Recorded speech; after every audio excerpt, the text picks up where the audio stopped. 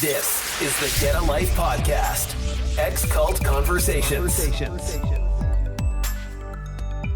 Trigger warning. This is an audio of a priestly visit. It is very triggering. Discussion on suicide and sexual abuse. Viewer discretion is advised. Hi everyone, welcome back to Get a Life podcast, Ex-Cult Conversations. I am Cheryl Hope, an ex-member of the Exclusive Brethren or the Plymouth Brethren Christian Church. And today I am joined with Richard Marsh, who is also an ex-member. Welcome, Richard. Hello. Today we are bringing you a very disturbing audio of a priestly Visit. So for those of you that suffer still from their priestly visits or get triggered easily, this comes with a trigger warning. I had to listen to this a few times to remove the teenager's name in it, and it triggered me in so many ways. I had priestly visits like this every week as well. Watch my parents being talked to like this. This audio features Mick Strange and Rod Diplock, as well as Greg Baldwin and Randy Marshall. At the beginning of this, you will hear the teenager announce to everyone he's recording this, so they are all aware that this was recorded. When you listen to this, I want us all to remember if our family's still in there, getting this treatment if you choose to walk out of line or question things. But I also want you to have compassion for yourself for all those priestly visits we've all had to endure. We are going to bring a therapist on the end of this to hear her thoughts on this kind of religious trauma and what kind of therapy is out there to help those that still suffer from being inside the PBCC. At the beginning of this audio, it is kind of roughly, he's got a phone obviously somewhere, but he's just setting up for the priest to arrive. So just get through the first few minutes. It's super important to listen to how the parents are setting him up for this priestly visit. They're very nervous. And I think we all can relate to how especially us as teenagers, can relate to our parents setting us up for that priestly visit and really wanting us to come bring everything out into the open and become right. So here's the audio. The person getting this priestly visit is waiting for a phone call from Mick Strange and Rod Diplock. His local priests come to his house to oversee the priestly from there. The local priests that are coming are Greg Baldwin and Randy Thomas. Well, I'm going to record everything for my own safety, okay?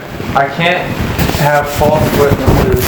I'm going to just make sure everybody knows I started a recording now, okay? For my own protection. If they're talking about law and court and everything else. Well, do you know what it is? Yeah, I know what it's related to. I think it's so smart though, okay? No. Tell you, the last thing you want to do is be fighting the brethren and fighting Mr. Hales, because you know what, you'll never win. Yeah, that's how things is. No, it's not. That's exactly what the problem is you're thinking. It's fine, okay? No, exactly your problem. That's not the way it's designed. That is the problem, is it's satanic. Satanic. Don't tell me that's the way it's designed. It is satanic. I'm really confused. Well, just something. Well, tell them, just bring anything you know that's wrong out and get it clear. Here. Ready? All right. Come on in. Sorry. Come on in. Do you want a drink of water? Anybody? I wouldn't mind a little water. It might help. Greg? How's it going? Let me turn it on. Does Joe need to be here too? Okay. Do you want chilling? You alright? I'm worried about you. Okay. I gotta disclose that I'm recording this. For my legal safety. I have to. You don't have to play games with me. I'm not playing games with you. But I have to protect myself. It's not about protecting, we're brothers. I can't screw myself. Like I told you, this is an opportunity just to come clean. Okay? I don't know what it is. I don't know what it is. I know what's happening. I know we've had some discussions. What I can't figure out is how it's happening. Do you want to I'm sit down? just so confused. Well, we don't want you to be confused. I think Rod and Mick wanted to kind of just get on the conference? yeah, just to kind of That's fine. I mean, if you want to just sit here, do you want to just sit here? That's Yeah, fine. wherever Here or here. Is This is this- fine. Come sit down here. I'll sit here. Why don't you sit over there? Yeah, where? Or anywhere, doesn't matter. I'll sit anywhere. I guess Randy will probably want to. Yeah, if we. I'm fine. You sit there, right? And then, okay. Sorry. I'm sorry to take you guys out of your way, too. I feel bad. Yes. Hello? Hello. Yeah, good. Just so we're all on the same page, I wanted to disclose to everybody that I will be recording this conversation just for my own safety. That's fine. Fine. Okay. No problem. We have a report that you have hacked the UBT server and or email accounts, etc. of UBT. Is that correct? No. So what you're saying in writing is not correct? That's correct. So what you said to other persons is not correct? Yes. So we're giving you an option, okay? Okay. And I want you to listen very carefully, okay? Yeah, I'm listening. You listening? Yes. We're the owners of UBT. We're the owners of, you might say, the intellectual property, Correct. the constituents, and the brand, and we will protect it to its fullest extent.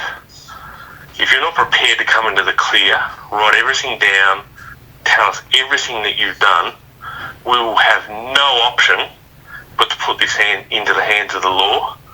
And if that means that you've got to answer it from jail, we're prepared to go that far. Okay. Now, I'm making myself very, very clear, okay?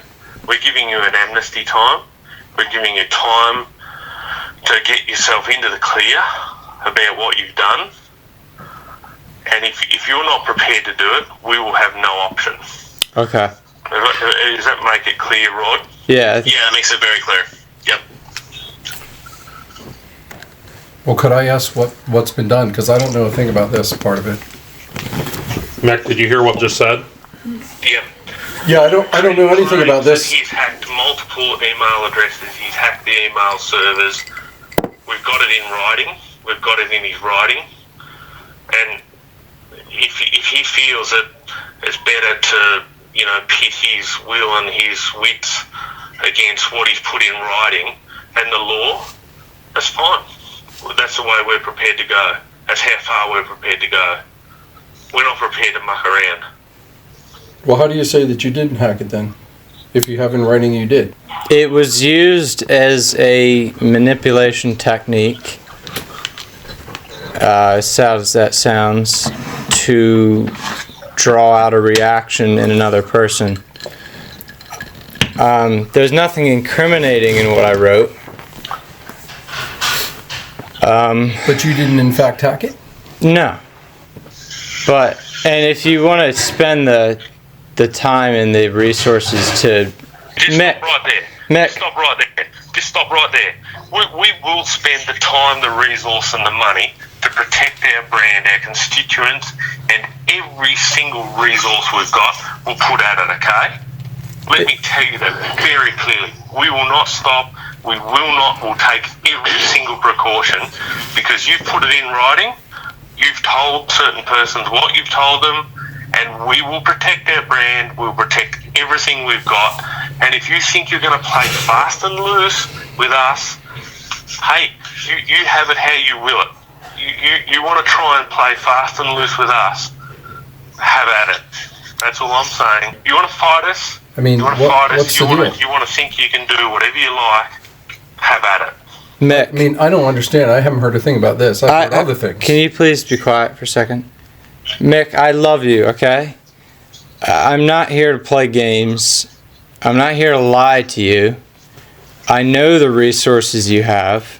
I'm not stupid. I also know the digital trail that anything leaves if you were to do any of that stuff. I'm not naive in that sense. So I wouldn't sit here on the phone in front of I don't know how many people are listening and tell you I didn't do something when in fact I did. I can assure you I did not do any of the mentioned activities. You're correct in the sense that I did write them down, and I did tell somebody that, but like I said before, it was used to elicit a reaction, probably wrongly. Yeah, but do you see the wordiness of that? So I'm asking you again. Are you listening very carefully? I'm listening very carefully. Do you want to get completely into the clear and bring out everything you've done and put it on paper, everything that you've hacked, or would you rather us, in the morning, contact the police and have them sort this out with you? I'll be happy to... Excuse me. I'll be happy to outline everything in relation to what I said. And I know it sounds... Are you prepared to put it right? Yeah, I'll write down any... Okay. Stop. Okay. Don't waffle with me, mate. Listen to me carefully. Are you prepared to put everything down? I'm giving you an amnesty. Rod and I are Take advantage of it. Give an amnesty. If you're prepared to put everything... Mick, you're breaking up. Mick, you're breaking up. Mick, you there?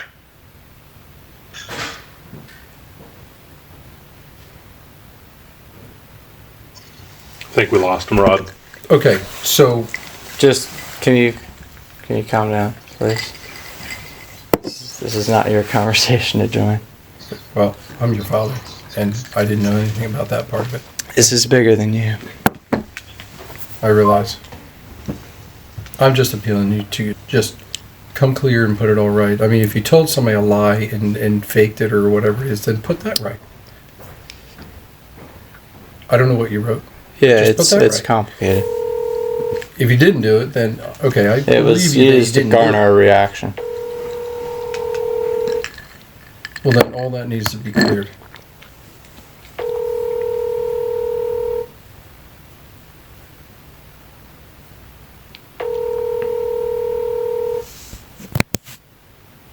We don't have time for this stuff. Do you get it? Yeah, I'm not We don't I'm have time not for it. naive. I'm not going to try and fight against the team of millionaires. It's not. We don't have time for this.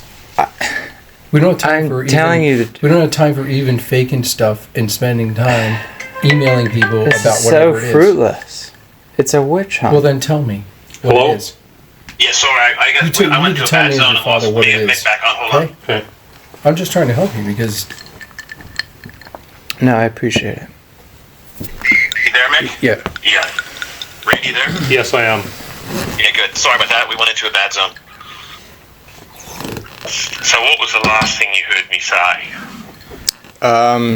You asked if I was prepared to write down any activities into relation of what you just said, or have you hand it over to the law enforcement and pursue it that way? So what I'm saying is hacking, email, passwords, anything. And I'm not looking for something, or Rod and I are not looking for something where you just come out with some measly, weaselly excuse and say, you know, I found a couple of email addresses. We want to know how you hacked the server, the means in the way you got in, what email addresses you've seen, what passwords you've seen, what information you've seen. And if we're not satisfied that we haven't got every single bit of evidence, we have a mandate from the board that we will put this into the hands of the law. Okay. Yeah. And I can tell you now, you go to jail first and I'll ask questions later, okay? You think I'm being funny? Play fast and loose with us and you'll find out what it really is. Mick, I'm not here to play games. Like I said, Right. Well, get yourself right, you stupid idiot. Get yourself right. Mick. You think you want to go to hell? You want to go to hell? Do you know what hell is? Has your father ever taught you? Yes. Yes, he has. Well, don't muck around. Don't be smart to me. Don't be smart to the rest of us on the phone. Get yourself right, and you better get yourself right fast. I fully agree with that. I just want to reiterate one thing, is that I'm not naive. I know if I actually did do any of these things. Listen to me. You're a stupid, naive idiot, okay? Okay, well... You're a stupid, dumb, naive idiot. Well, you think you're smarter than us? You think you're smarter than Mr. Hales? You think you're smarter than the system we've set on? You're not, okay? I'm not. I never said that. You're dumb. I'm dumb. You're dumb. You're dumb, okay? And if you don't wake up to yourself, you'll end up with people like Pilate in the lake of fire. Oh, goodness. Do you want to go there? Mick. Do you want to go there? Mick, how do I...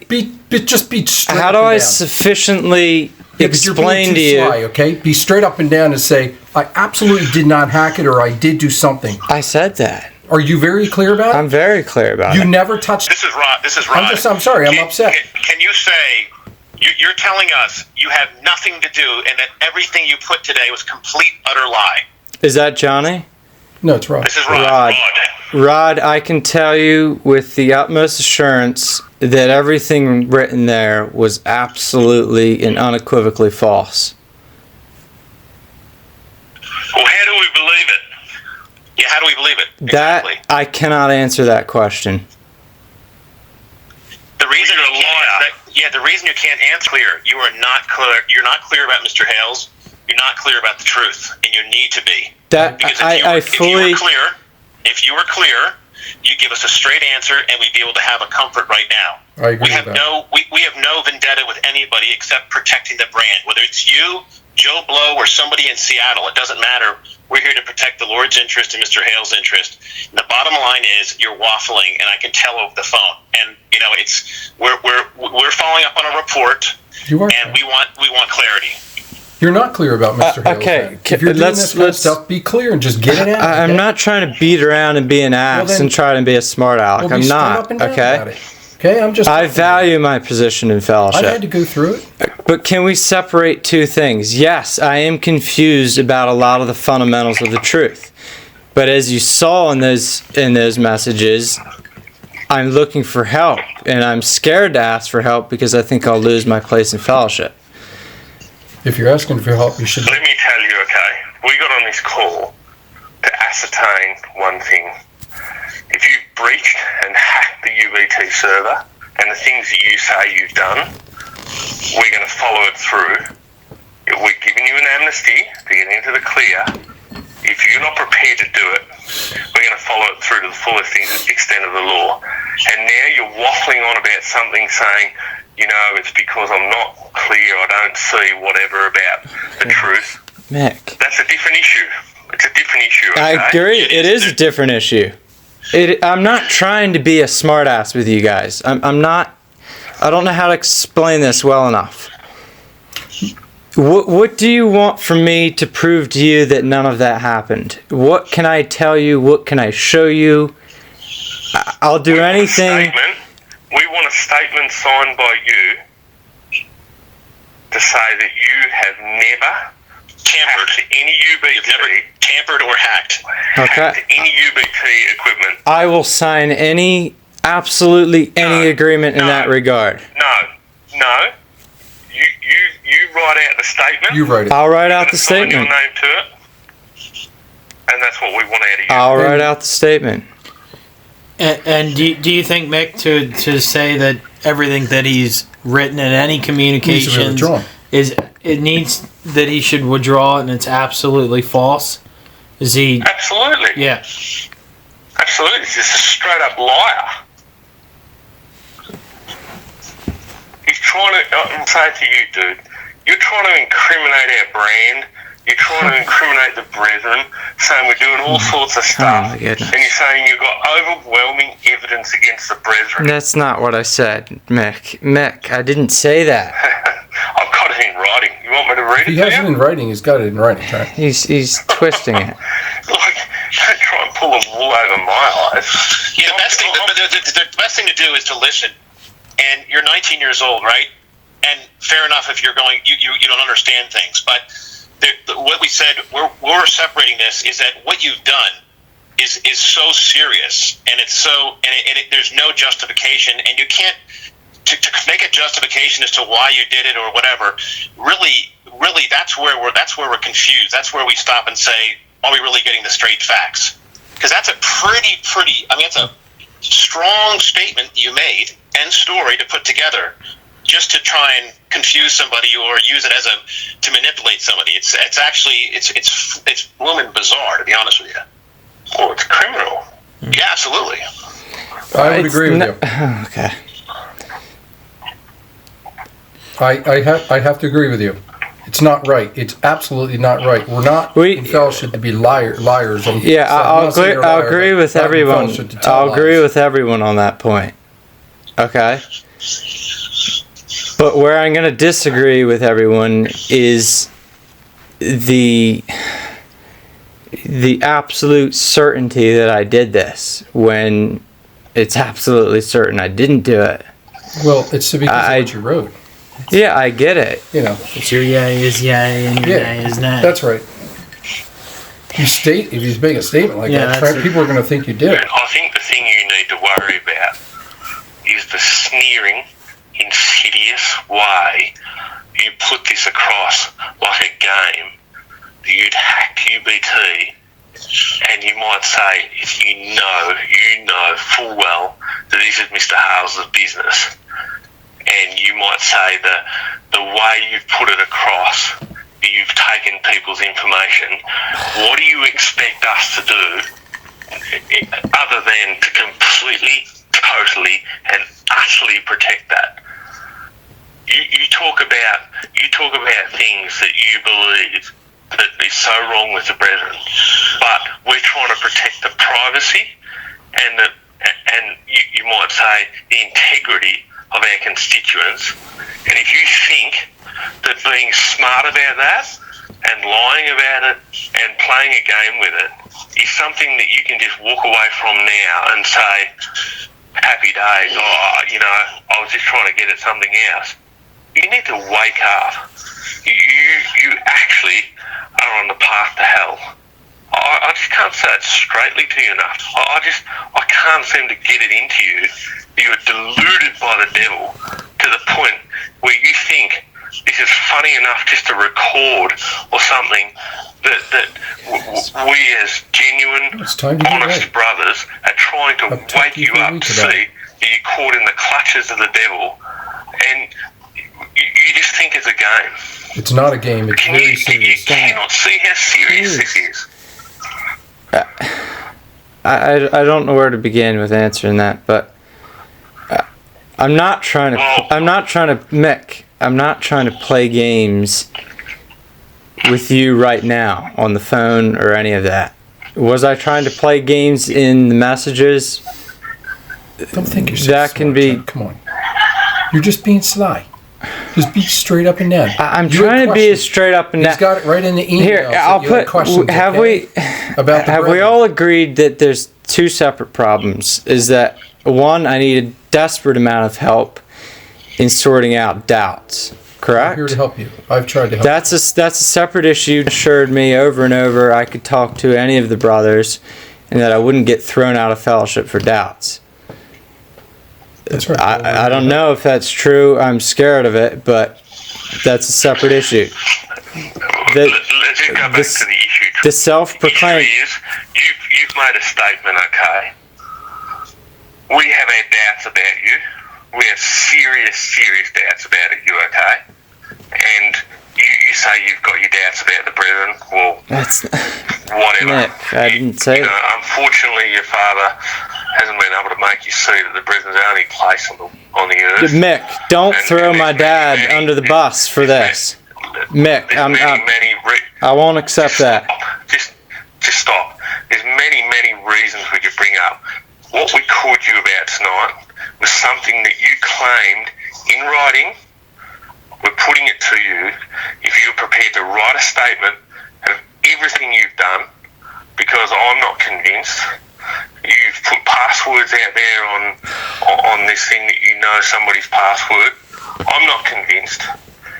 If you're prepared to put it down in writing, we'll get off the call now. We're giving you a certain amount of hours to do it. If we're satisfied with your statement, we won't take it to the police. We'll hold it off for now. And then as far as your doubts about the assembly, you can work through that with the brothers and your father can help you.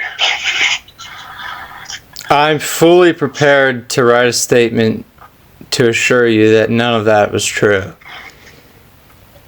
Well, where did you get that password from? Which one? There was a couple thrown out there that were... Yeah, where'd you get them from? I think creativity is the only thing I could say. What about if it was the actual password? It depends for whose account. What do you mean? Okay. Come into the clear. Tell us what you just before what God. You put out there. Just before God. Stop BSing us. Just it was okay. I know it's. Okay? I know how this is. It was real password. If that's what you were worrying about. Yes, it was 100% his real password. So it's Dan. How'd you get it? This is going to sound like the worst and hedgy answer, but it's very complicated to explain. I'll be happy to explain and show you. I could grab a computer and I could show you. But that's a separate topic. The second password I threw out was false. And I don't think there was any more than that, if I'm correct. You telling us, you trying to tell me, you say you can grab a computer and tell us how you got this password.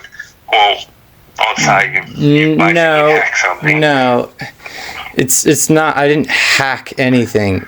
We shared a computer. Okay, it was very well known between us. We shared a virtual computer in the cloud that had what's similar to parental monitoring. Okay, so you could essentially see the keystrokes of whoever used the computer. It's not illegal. We used the same computer. We shared it.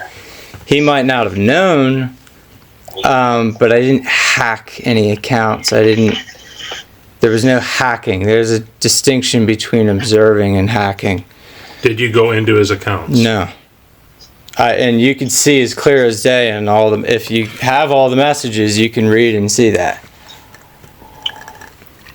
Do I know his real password or what it was a year ago? Yeah, I believe I do. If that's the one he entered when he got on the computer, yes. But there's nothing. Well, first of all, I want to draw a distinction. It has absolutely nothing to do with the UBT. I took. So I guess yeah.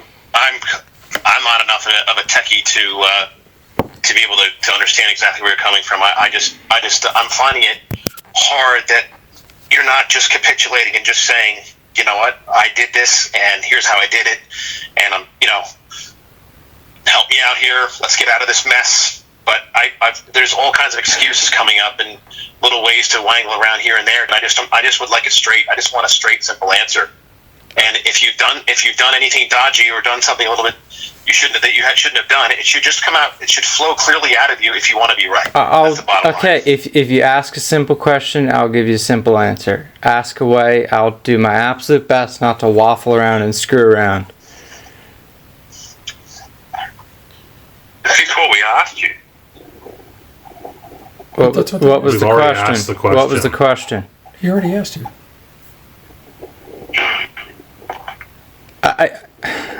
I don't know how to say it any better. Is that the answer is no, a resounding no. I didn't. First off, nowadays it's impossible to hack email passwords. That's besides the point. The answer is a resounding no. If you told the police department that you used creativity to find somebody's password, they wouldn't buy it. They would if we were using a shared computer and that person was aware. I don't agree with that. I don't agree with that. It's this. They'll embed investigate and put the question to you later. I don't think you understand the criminal system.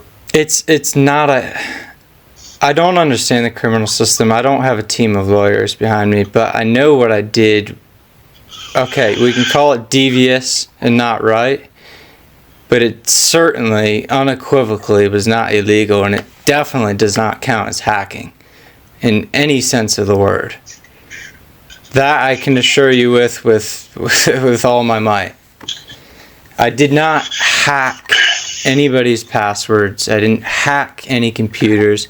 I didn't hack any servers. I didn't gain illicit access to any accounts, anything that I wasn't supposed to. You haven't convinced me, okay? You haven't convinced me. Okay. Because you push back. I would say that we've been appealing on the basis of some comments you've made in writing. I would just say to you, if you don't want to end up in the clink, you better hit the dirt, boy. You're 19, you're not smart, you think you are, and if you think that you're going to get around us by playing some smart, devious games, sorry, buddy. We're not going to walk away from this and just let what we're going to protect 100% or 1,000%. If you think we're just going to walk away from that and buy some lame excuse from you, I'm sorry. You picked the wrong blokes, okay? I know. So have I made myself clear? You made yourself very clear, but there was 3 distinct references.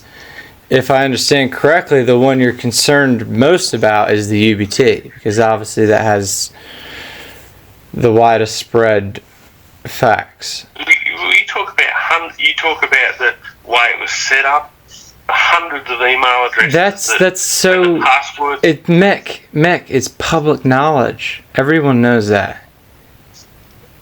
What do you mean everyone knows that email addresses? Everyone knows how the UBT's BlackBerry servers were set up to monitor the Brethren's communications. You sign off on it in the bottom of the contract. Everyone knows. I'm not talking about that. I'm talking about what you say about knowing how to view their conversations and hack their accounts, I never once said I could view their conversations. I said it was vulnerable. But if you read on, you will see in a message, I said I have never once touched the UBT servers. I wouldn't know where to begin. I honestly would have no foggy idea. We're going nowhere, okay? But Mick, Mick, on the other hand, Mick, it's in the messages. I mean, to be fair, I'm not trying to be argumentative with you, but it's in the messages. To be fair, Trent stated that he didn't do it. I said you can't take part of my word. You can't be a politician and take part of my word and twist it. You got to read the whole thing. I'm trying to be fair. I said, I'll pull them up right now. If he didn't do it, I will pull them up right now. What I said. To withdraw the lie. I'll withdraw the lies, and we can get right about that. But let me be very clear. I said, and you have it. Don't try and deceive me. I mean, do your brothers agree that he said? Well, I think one thing I would say this. Separately than anything. I would say this. I said. Okay, I'm sorry, Greg. Go ahead. I'll say this to you. I mean, I've heard it. I'll say to you, as Mick said, this is not a time to play. No. Just listen to me for a minute, okay? Just listen to me. I'm listening, Greg. I've had to go through adjustment myself, okay? Mm-hmm. So don't try to defend yourself. You're in a defenseless position, and you just need to be absolute, just downright, dead honest. Okay. I think. Okay. Can I just read you 4 lines, Mick? Maybe you didn't get these. Okay. I could pull up the time I said the message. I said, first of all, I haven't hacked anything in over a year. And I put that in quotation marks because hacked is a very skewed term. I said it's crazy, unethical, it's a waste of time, and it's dangerous. And it says, which server? I said, what did you mean? It's not as simple as that. I haven't screwed around with the UBT, but I know it's pretty vulnerable. That's a fact. Everyone knows that. And he said, well, you mentioned getting passwords on UBT server and there are multiple. That's why I asked. I replied, I said, no, you didn't. You are inferring that. He said, well, then how did you get people's passwords? I said, by guessing. It's called a joke. Not a good joke, but it's a joke. I said, I haven't touched any of that. Scroll down and you have the rest of the messages. But Can I ask one question, Dan? You can ask him. In there, you said I haven't hacked a server in over a year. Exactly. What are you meaning by over a year? What happened a year ago? If you saw the first time I used, this is going to sound so technical, but I put parentheses around the word hacked because it's so misunderstood by people who don't understand technology. Yeah, but what happened a year ago? That's what Nothing. When I referred to a year ago, I was just talking about a shared server we had that I happened to be able to view his password when he logged in. There's no. I don't have a clue how to hack anything. If I wanted access to your emails, I wouldn't have a foggy idea where to begin. I genuinely would have no idea. And you saw it. You saw it in the messages. You're not making sense. You're excusing yourself. You put a whole line of BS on a Skype chat, dude. You're trying to confuse us. You're trying to confuse the person you sent the message to. Well, just put it all right. To you, hit the dirt. Mick. And hurry up. And hurry up. Otherwise, oh my you're goodness. going to go one way, okay? And we're not prepared. We're not prepared to keep fighting with you, giving us a line, feeding us a line of BS, trying to shovel it down our throats. When you know full well you've fed a load of BS. And is Duncan involved in this? Right, I'm telling you to write the statement. With the brothers. I don't want Duncan involved in this. And get it back to us. We'll feed it back to the UBT board. And if they feel that we're satisfied, we'll be satisfied. Otherwise, it will go to the police. I can assure you of that. We have a board mandate, okay? Mick, I'm happy for... Stop. Have I made myself clear? You've made yourself very clear. Okay. But in all fairness... Do you want to go to jail? No, I don't want to go to jail, but I also know I can't go to jail because I didn't do... Mick. Hey, Mick, Mick, can I say something? I'm not playing games with you here. Mick, can I say something? Okay? I've heard what's happened here and what's transpired, okay? I wasn't aware of what's happening before. I know well enough in my own household, okay? I don't agree at all with, first of all, I don't agree with wasting time doing this kind of thing. It just upsets me. And the other thing is, I don't agree with falsifying any information to people and telling people that it's whatever, all this kind of stuff. I don't agree with it. But I do believe that I do believe that we need to believe what he's saying. Yeah, but he's not coming across in that spirit. No, but I do. Okay, but because Mick, if a person says something, you get it? Okay, but if Mr. Taylor said, coming across in that spirit, I get it. But if Mr. Taylor said that you've acknowledged something, you accept it. Okay? Yeah, but he's arguing. No. Mick. Okay. Listen, he said that he is not. We have to accept his word. Listen to me. Just stop for 1 second. I'm just trying to be fair. But he said he did not do it, so accept it. Are you listening? Listen to me. We're following up, right? I agree with that. No, it's Mick. There's nothing remotely criminal about this situation. You need to first of all call such a. You can understand why they get some line or some BS. We're not. What we're saying is, if he's prepared to sign a statement and bring in everything he's done, we're prepared to review it, take it back to the board at the UBT, and get sign off to say we will not pursue it criminally. Okay. Yes, Mick. Can I? We're totally wrong in what you conveyed, and be exactly honest. Can I explain something here? My defensive attitude. Okay, I agree. It's not right, and it's certainly not coming across right. but it's because I don't want to lose my place in fellowship. I'm not scared of anything criminally because I haven't done anything criminally wrong. That's not why I'm scared. Your place in fellowship, okay? We're talking about protecting you. Exactly. And in that regard, and the allegations Mick, you have Greg, I don't think this is fair. Mick, Mick, let me talk to Mr. Hales. He's already made it clear. Mr. Hales will see through this bull. You don't continue an interrogation. Mr. Hales could see straight through this. Line, okay? I guarantee you, Mr. Hales could see straight through this. You don't continue an interrogation because that is provoking. Let me make something perfectly clear. I have not done anything remotely criminally wrong. I have not dreamt of targeting anything of the UBT's property. Okay, do I use their products and services? Absolutely not. But I don't target them. Okay, just keep it. Hey, Mick, just one quick question. One point, Mick. My phone's about to die, and we're in the middle of this conversation, so I'm not, and I don't have a charger with me because I'm still out. So I'm just wondering if we we'll give you the next few hours to put this statement together.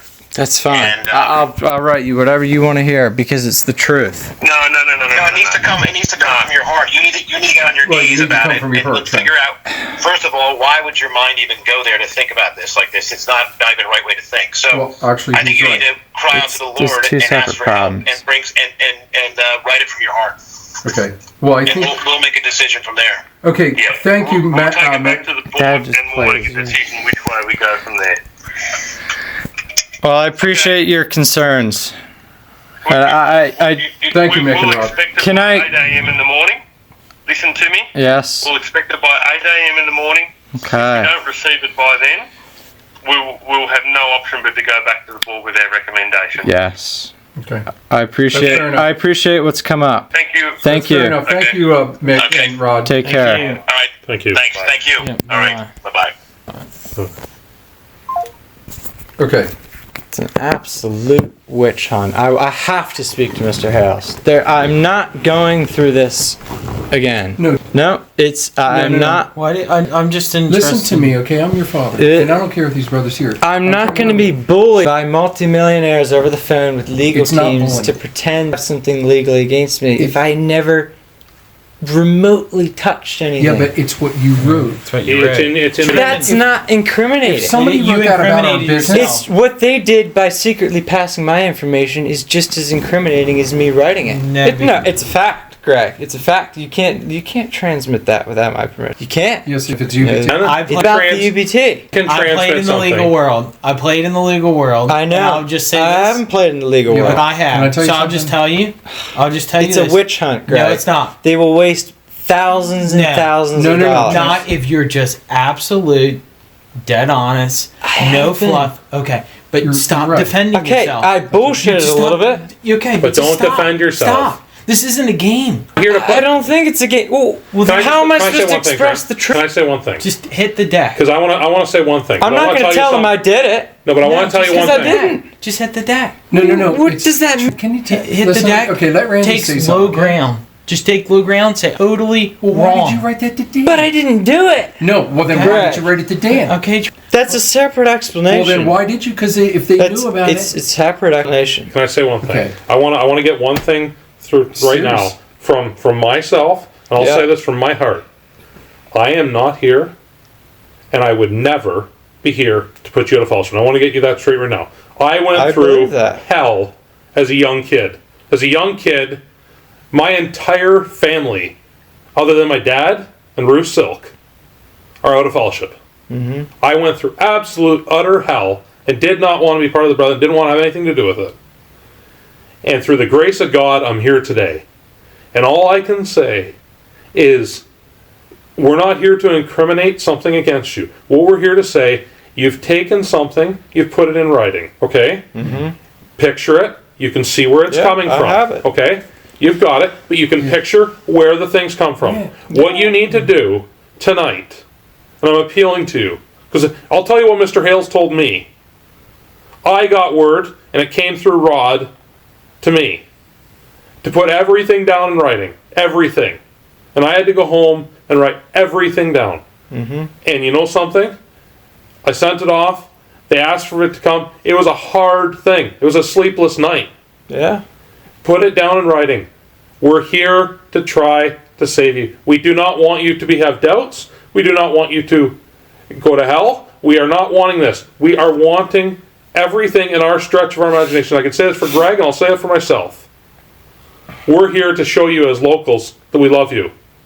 We wouldn't have come over at 11:30 at night if we didn't love you. I love you. We guys. love you. Okay, I'm not here. I want to get that clear because I'm not here. Well, I appreciate you. I know that. Because I could go into more depth on it, but literally I went through living hell in my soul and wanted to have nothing to do with the brother, wanted to have nothing to do with anything. And I was converted. I had to write everything down on paper and go through it. And all I can say is our brother loves you. He loves me. He loves Greg. He loves your father, your mother. Ben. I believe it. And what we're trying to do is I'm here, Greg's here, because we love you. We're not here to incriminate you. What we're here to say is there's something that you've put down on paper today. You've put something down on paper today, or down on electronically, whatever. But what we have to do is tonight, I appeal to you to take it and write it down. You know why you said what you said, what you did. Write it down from the depth of your heart. This is not to be a defensive thing. I'm not here to incriminate you. No. Greg's not here to... You two are not. Listen, just one second. We're not, and I don't, honestly, they're here from the point of directors of a brand of something that you said that you had hacked. Can I just tell you if that something? was somebody doing it to my business... That's exactly what I was going to say. Like, if I heard they did it to my business... How would you feel that was me? But there's a difference between... There's a difference between priestly care and illegal witness. But I think that's... And they crossed the line. I know, Greg... okay. I'm a teenager. Yeah. Okay. They crossed the line. Okay. But I think they were... I'm not here to be mean to you. They crossed the line. It confirmed everything I feared. But just I said, watch, they're going to come after me with a legal team thinking I did something. I said, you read the messages. I didn't read them. I've never seen the messages. You have to realize No, but that's playing in the hands of the... That's serious. That's really serious. That's what you very read. serious. I understand if you're... Just listen me out for a minute, okay? Greg. Look, Okay. I think you know me enough by now. I do. I don't have an agenda, okay? Yeah. Do you understand? I understand. Okay, but I'm going to tell you something straight from my heart. What you wrote was dangerous. Yeah. You have to understand that if that was your father's business, and you know what, your father would go after take lawyers and every do the same thing. legal. You know why? Because if your father didn't, okay, but hold on, okay. So if UBT knew, or any other organization, okay, I'm going to talk from strictly a legal and a business perspective, okay? Right. You're in a very vulnerable position. Sure. Because you made charges that are very, very serious, okay? Yeah. So basically, if they do not protect their clients, do you know what UBT would be they're responsible, I understand. fully responsible, okay? I know. So, and you have to understand who sits at the top of UBT. Mick Strange, apparently. No. Who sits at the top of UBT? Mr. Hales. Okay, but just don't try. I know where you're coming. Please don't. But what You gotta see how serious it really is to do that. Okay? But here's my problem. If they're directors of the UBT, right? They should be knowledgeable about their business. If they had remotely a clue It doesn't matter. about their business, they would know that it's unequivocally false. No, but that's not the... Can I ask you a question? You know, cyber warfare. They don't understand. No, is the cyber capital of the world. Why? Why do they have massive companies? Why is Agility in this? Why is Task in this? They're all in it for... Why don't they have a cybersecurity team show them messages and totally debunk it within 5 seconds? Sorry, you're following. Do you mind if I say something? They're about their business. If I could take 5 minutes and think up some hogwash about hacking, and it scares them into sending a legal team and thousands of dollars after. If it was my business, if this happened here, I wouldn't. I want to ask. I would not send anybody after. I want to ask you one question. Because I'm knowledgeable about it. But can I ask you one question? Your father runs a business. Sure. Okay? You're part of your father's business. Your father hears that it comes to him that the kid down the street, okay? So put Use me. use Greg. Greg. Here's it, Greg. I'm sending stuff out. I'm just sending putting stuff out to Brethren. Yeah. Just putting stuff out Because you know how smart I am about UBT. But he's hacked into stuff and he's got servers. stuff. The fact is, your father would be after them too. Doesn't matter. I would. Your father Wouldn't wouldn't matter think whose twice. I wouldn't It's let to him. protect, but it would be to protect his own brand and the business. It's deeper than that. It's deeper than that. I understand, Sorry, did I but punch no, you? you're good. You're Okay. I'm just. Yeah, What I you've get it's done- deep. What you've done in the writing, as serious as What they I've came done- after you, and I can understand where they're coming from. Now, I do also understand that once you very definitely said I didn't do it, I understand that you need to first of all put that in writing and then accept it. If That's they fine. if they But if they between can you be and I- manipulated into sending a legal team after me, That's not the point. it's point is that- pathetic. No, the point is that that's you're not doubting the right. testimony. It's absolutely No, no, no. pathetic how little they know about And their I'll own take business. responsibility. I'll take- I'll take But that's besides the point. I responsibility agree. But Besides, I'm just what's- saying they should not be. I'm right. asking for you this. to You know do one what's thing concerning Mom and I more than what you wrote. I know. It's the doubt. It's But the that's doubts. separate. It's a separate. And Okay, you know what that but goes back I'm And here. everything that's happened No, but- has confirmed every Wait a doubt second. I have. Hey, wait. No, but have Greg and I, the way we've treated you tonight, No. have we caused a doubt in your mind? No, you haven't. Okay, I'm here to Absolutely tell not. you, as local brethren, we are here, and I would be here day in, I believe day you, out Andy. to help you, because I want to see you through. But I care about I you. also want to defend. I will defend them. I want to defend and Mick and Rod. Just listen me out. Yes, okay? I agree. Okay? We're not here to create any division of any sort. You know, early, you know, I will say this, that I come Do you want some more from water? I come from a family line of fairly technical minds, okay? If you want to Sure. twist something up in knots, we can have at it, okay? Yeah. But that, you know what? That's a waste of time. I don't It want is to a do waste it. of time. Okay, you know I'm what? not trying to do it. But you know what? Well, just Get your say you're wrong. put your hackles down. Just Say- collapse. I remember someone telling me, Greg, hit the deck. Yeah. And you know what? Sometimes you may not even think. Maybe you think you're not the most wrong. You may think that someone else is more wrong than you. You know I what? feel the most wrong. But you know what? At the end of the day, it's between you and the Lord. It's no one else. So know. you But it's they're making it But- seem like it's but between me by and the what- legal team. by what How is authority? that the Lord's Spirit displayed on the phone call? Greg, No, by no, no, by Greg, what spirit? let's by separate what spirit? track. Hold don't on, try and hold on, tell hold on. me But the spirit they JSH said- displayed was right Trent, on that JSH phone call. said- Hold on. By It's a what- business you hacked. I mean, not hacked Yeah. in, but I mean, it's a business This is you legal. relayed something to. There's Now, let's two keep that- separate issues. I let's want keep to that- keep There the is two separate separate. issues. Okay. Okay, in so- regards to your doubts, I want to keep that totally Yeah, I separate. wanna keep it okay. separate. And actually, Mick and Rod asked that that be kept separate too. Yeah, Yes. that's Okay, It's a let's separate- make that very yeah, clear. I'm glad Mick you did. and Rod asked that that be kept separate. Greg and I and your father are asking that's kept separate. Yes, What we're I agree. asking is we would like to deal with this one matter here first. This is something, and if you think it through, you can see where they are defending Yeah, I the see legal where they're position. coming from. Okay, Yeah. then just put it It's right not inside. to say. All we're asking is, I think that Greg and I should leave it with you, Mm-hmm. leave it with your father, leave it with your mother, and leave it with the Lord. Mm-hmm. We're asking you to write something down tonight. I will. Put it down. Put your signature onto it. Absolutely. We will come. I don't mind coming by here and clocking. I don't care. It doesn't matter. Can he email it or? He can I'll send it by I'll send it wherever. whatever. You I'll can send it to me by deliver email. it by pigeon. And Greg and I are not here to broadcast, but all we're asking for is for you to capitulate on this. Don't have a defensive spirit, because right now, I'll- but just I'll listen to try me. not to. Yeah, right I'm now, doing my you've best. had a defensive spirit on this, I have. and I would like to think I'm I've not been here. attacked by legal team. I'm not here. No one's- It's if not. that's not an But attack, you know what? You know No, what? no, no. You had what you I'm have to sorry. understand. That was an aggressive approach. No, I don't. They had listen to to take what- an No, I aggressive agree approach. with them on. It was taking an attack. aggressive- not It an was an attack. attack. I fully It was threats. listen. I'm It wasn't listening. really. threat. It's Trent, It was basic. blackmail. No, it's not blackmail. If I took that to a judge, no, you wouldn't No, have. You wouldn't that's out and stand. out blackmail. No. Greg, No, it it's is. not. Like you I, know it. you know what? But I'm not trying to defend myself. There's nothing to Okay, defend. but all I want to say this is to you is one thing that JSH said. By what authority do you speak? I agree. You just let that sink in. Yeah. And if you can't say that you get your authority from God in what you're saying, the best thing you can do is just cry out.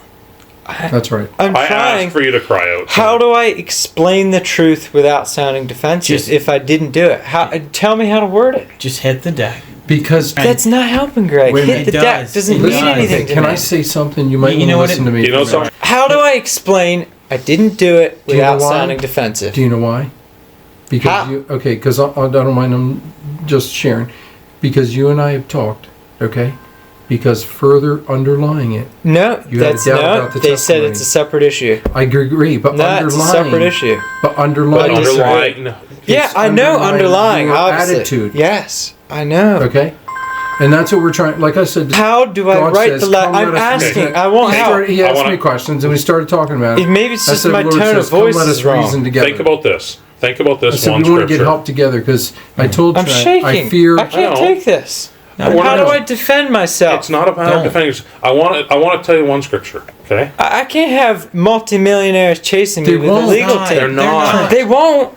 They will. Not if you put it right. Yeah, they'll send it to my board of directors and yes. No, not if you put it right. But it was a threat. No, if you put right what you told. That's totally separate. No, it isn't. That's not what's separate. That's what. Okay, I'll withdraw every statement I said. That's what they want. Put it Is that not being defensive? No. It's just putting all it you're right. saying is that everything you wrote was a complete and utter lie. I can write It's that. falsehood. I can write that all night. But what I would like you to do. But if that's one second. You can One tell thing I'd them like it's you to totally say. the untruth. I would like it to be in your words. Yeah. Not in Greg's words, not in my words, not in your father's words. I agree. And with I'll say one thing, and then we should keep moving and let you work this out with the Lord. Sure. Is take the younger son in Luke 15. He went off into debauchery. He went off and did his own thing, but he came back on his knees, pleading for help. This is not a matter of being defensive. He was asking for help. Make me as one of the hired servants. It was, what can I do? All I want to do is have my place in fellowship. And the thing is that's what you want. If I get this correctly from what you're saying, that's what you're asking for. Okay? Well, what we're here to do is to help you. Please, tonight. Okay? I don't think we need to keep going on about this. We're not here to attack you. I know, really. Okay? But what we are saying is please put something down in writing. Let it out. I'll tell you right now, I put it down in writing. I put everything down in writing that I knew of. And I was sunk in sin. If anyone was sunk in sin, I was sunk in sin. And Mr. Hales, out of the grace of God, I'm here today. Out of the grace of God, that's good. I was able to get married. I am too. And find a wife. What we're here to do is we want to see you happily built up with a household. Think about it. It's a double-edged here. I want you to think about the one side. We're not here to put you out of fellowship. Okay? What we're here to do is to go over what you've put down here. That's why we came here tonight, is to put what you put down in writing. You put something down in writing. This is your own words. Yeah, Nobody concocted these words for you. Okay? You've put something in writing. There's nothing that anybody can do but to go to protect their rights by what you've said. Okay? So I'm leaving it with you. I'm leaving it with your father and mother. I'm leaving it with the Lord. Is that fair, Greg? Yeah. Yeah. No, that's all I think we can do. Put that right. Let's deal with this. We'll deal with this. We will be here to help you through the rest. I know. And I am not. I just right? want to reiterate that. Is I know there's been some distance, some tension, whatever. But I want to tell you that it's only because of Mr. Hales that I'm here. And what we're here to do is we're here to save you. I don't want you going to hell. I don't want you going off in the world. I want to see you happily in fellowship as a contributor. That's what I want. I think we need to leave it at that. You know what we've left it at here, but we're here to help you. What we'd like you to do is go through and, just put it out. Don't do it in a defensive spirit, okay? be before the Lord. You might write it out. You might come back to it and write it again. I don't care how many times you have to write it out. What we want to do is get it all out. Like you alluded to, the son in Luke 15, he said, I'm not worthy to be called thy son. And he was clothed in the best robe. As one of thy hired servants. Do you think he was any less in the sight of his father? Do you think you'd be any less in the sight of Mr. Hales if you just capitulated? No. And well, I'll say, Greg, what his, I know what concern has been.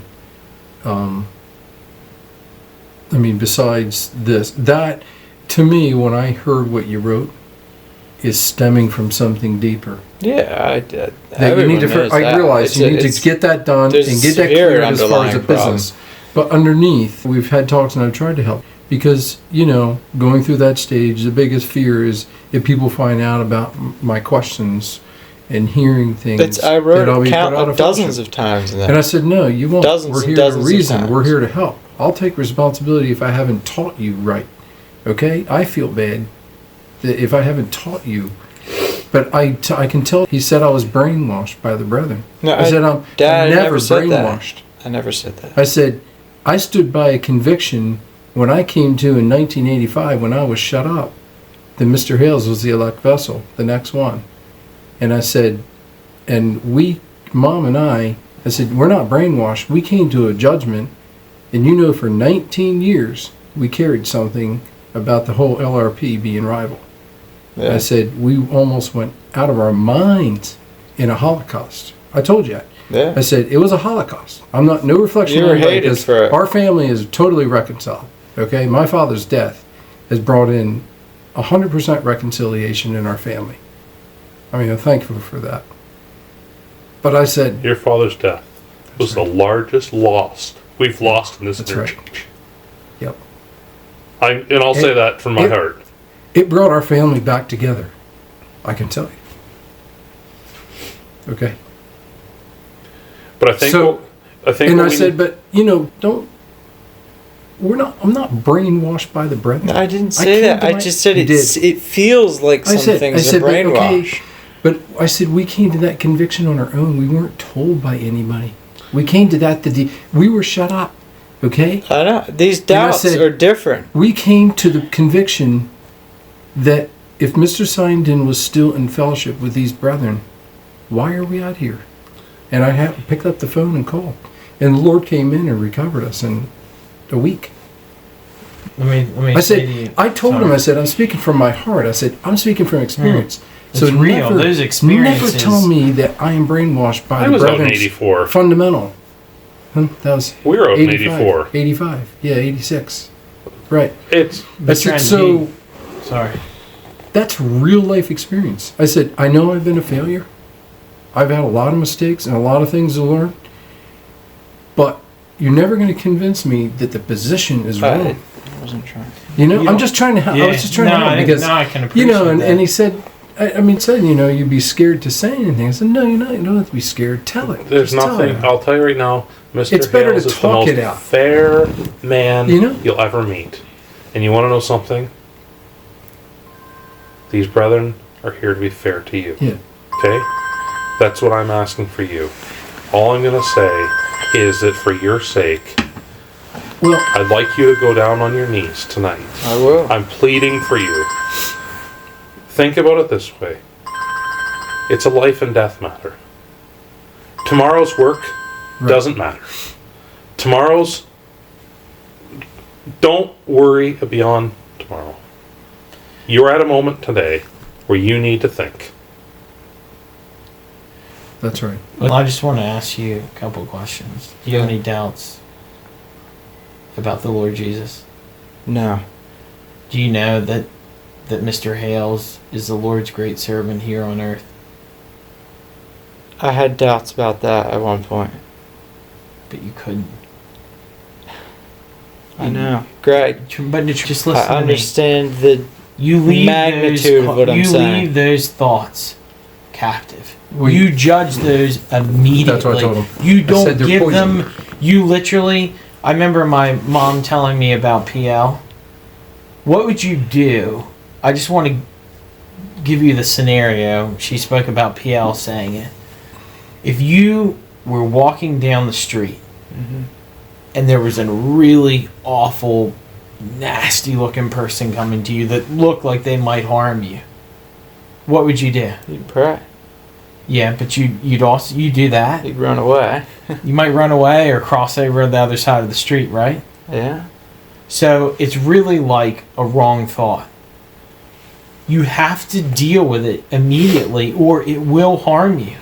Well, the other thing too, It's torment. Is that a doubt is torment. I don't know because he hasn't told me anything. I said, but there are persons out there that are apostate, and he knows I've been very straight about this, that are giving persons links and different things that are going on. I don't know what it is. It wasn't that. I said, just get that out of the way. I said, it's poison. I haven't been poisoned by an outside I said, it's poison. Influence. Have you been in contact with those? Don't read anything. No, absolutely not. Don't even read anything about There's them. no merit to anything they're saying. It's false. Because I asked, I said, we had a talk, and I said, do you want to go out of function? Do you want to leave? I said, I don't want you to leave, but is that what you want to do? I just want clarification where would about... you go? Right? Where would you go? Things I've noticed just as a humble young person who, as we've heard, knows nothing. But you know, I don't think the older you get, the more you realize. You don't. In truth, you know, when you're younger, you're.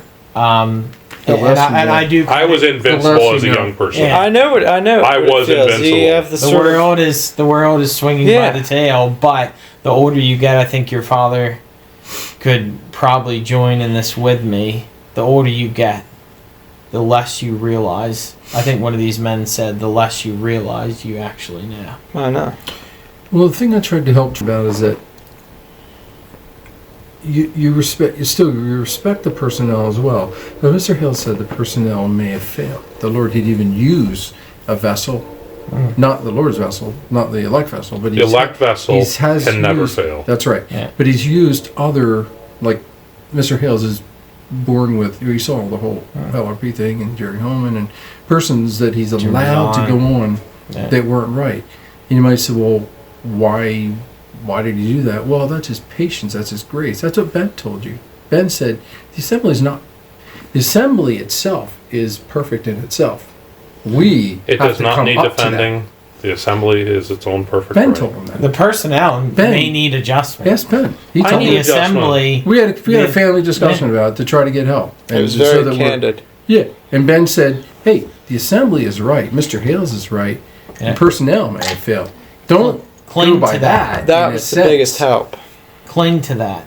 It's just upsetting when this happens. But that's from a legal standpoint. Put yourself in my shoe. Okay, besides all the bullshit I wrote, which there was plenty of. Do you realize I'm just saying that's the seriousness that would have put of it, pressure though. on Mr. Hales? I think it would have. I know it would have. But that's what I would. I know it would. I would humble myself. Did this get to Mr. Hales? I would love to speak to him as much as you wouldn't want to burden him. But I think if you write that letter, I would have no doubt in my mind that'll go straight to him. It'll go straight to him. I will assure you from myself. Okay, I don't know. I hope. All I'm saying is when we came in here... I've never lied to you on that note, have I? No, you haven't. I've never lied to you on that note, have I? No, you haven't. Okay. Will you trust me this time? I'll trust you, Greg. Okay. Okay. We're here to help. We're trying to work through something, and I said my concern is that somebody or something, and I'm not saying this in any mean way, I've gone through it myself, somebody is trying to poison you. Have you read anything online? No, or just what? It's just been months and years of observing. I'm very, very analytical and inquisitive. Maybe that's a bad thing. It's life and death. It's life and death for you, your family. So it's just life and death tell your for mind us. what to think. You know what's right. We might not understand what's happened in the past, what's happened now. Tell your mind behind us. In my mind, what we're dealing with right here, the doubt in my mind sees that as yet another brainwashing technique. Of legal. Brainwashing. That's all I'm asking. Faith is needed. What you're missing is faith and confidence. You know what I mean? If you reason things naturally, I know. I mean, we're trying to work with ourselves. We're trying to work with every day and help. We're going over scriptures and helping reinforce ourselves that the testimony is right. We can't The believe testimony, it. you can't. I can the tell you, I've testimony had is some pretty rough spots in my life 100% just because It the is. world doesn't There shouldn't have know. a shadow of doubt in my mind. I remember And what I want to do being is I want fairly to help. crushed. I want to help. I want to help I went you. through a rough spot. I don't want to see it. But I don't want have to see to it. cling to one We thing. have to Is I work know together. that Exactly. Mr. Hales is the If we're going Lord to save our own That's locality, and that I'll we're just gonna save our cling to that one franchise. thing.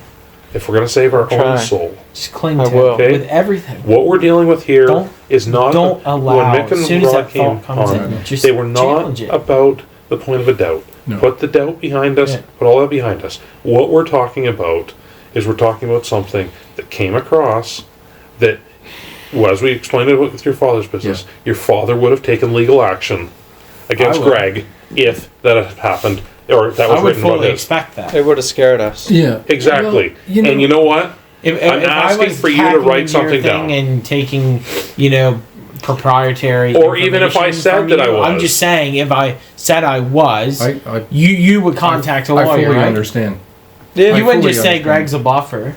No, I get it. You might. You wouldn't just say Greg's No. a 40-year-old that's just having a bit of a fun time, or he's an 18-year-old. If I put this little noodle to work and that's what I was minded to do, You could do it. I would figure it out. Yeah. Okay. Well, I'll tell you right now, if I put my wet noodle together, I would never figure it out. Yeah, if I got determined enough, I would. I just would. Yeah. Because I'm analytical too. Yeah. But I'm telling you, the one thing I've learned in my own history is you tell your mind what to think. The devil introduces all kinds of falsehoods.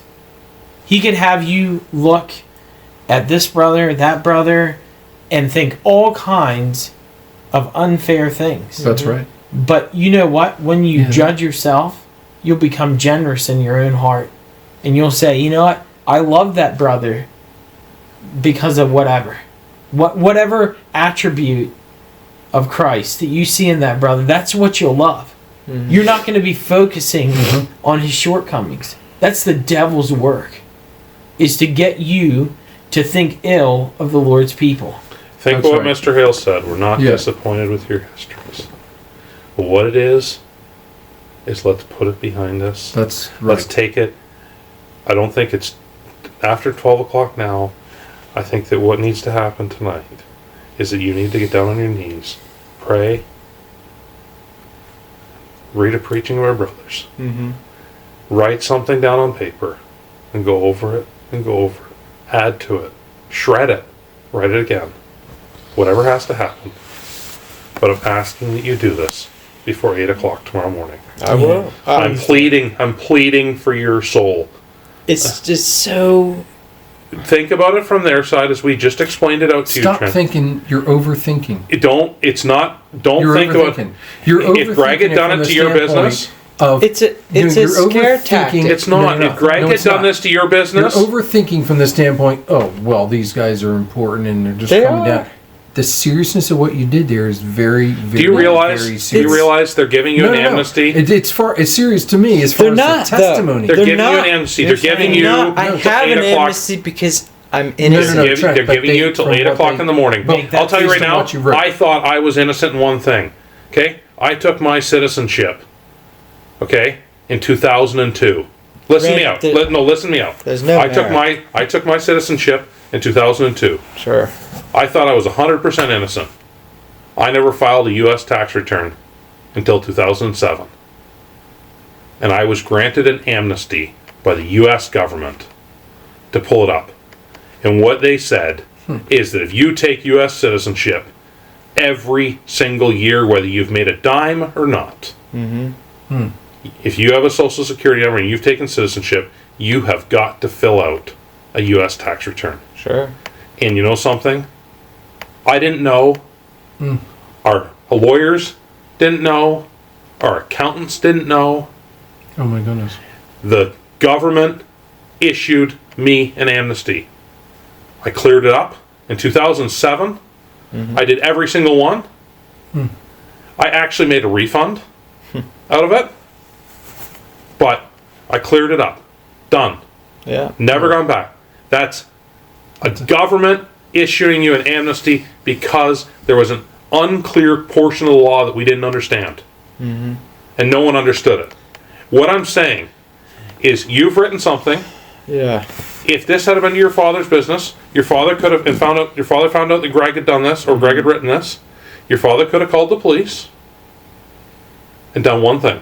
He could have called the police, given them the evidence, and Greg would be sitting in jail this minute. He would be sitting in jail, and they'd question it and interrogate it later. Now, all I would do is, all your father would have to do is show that to the police, and they literally would. I know.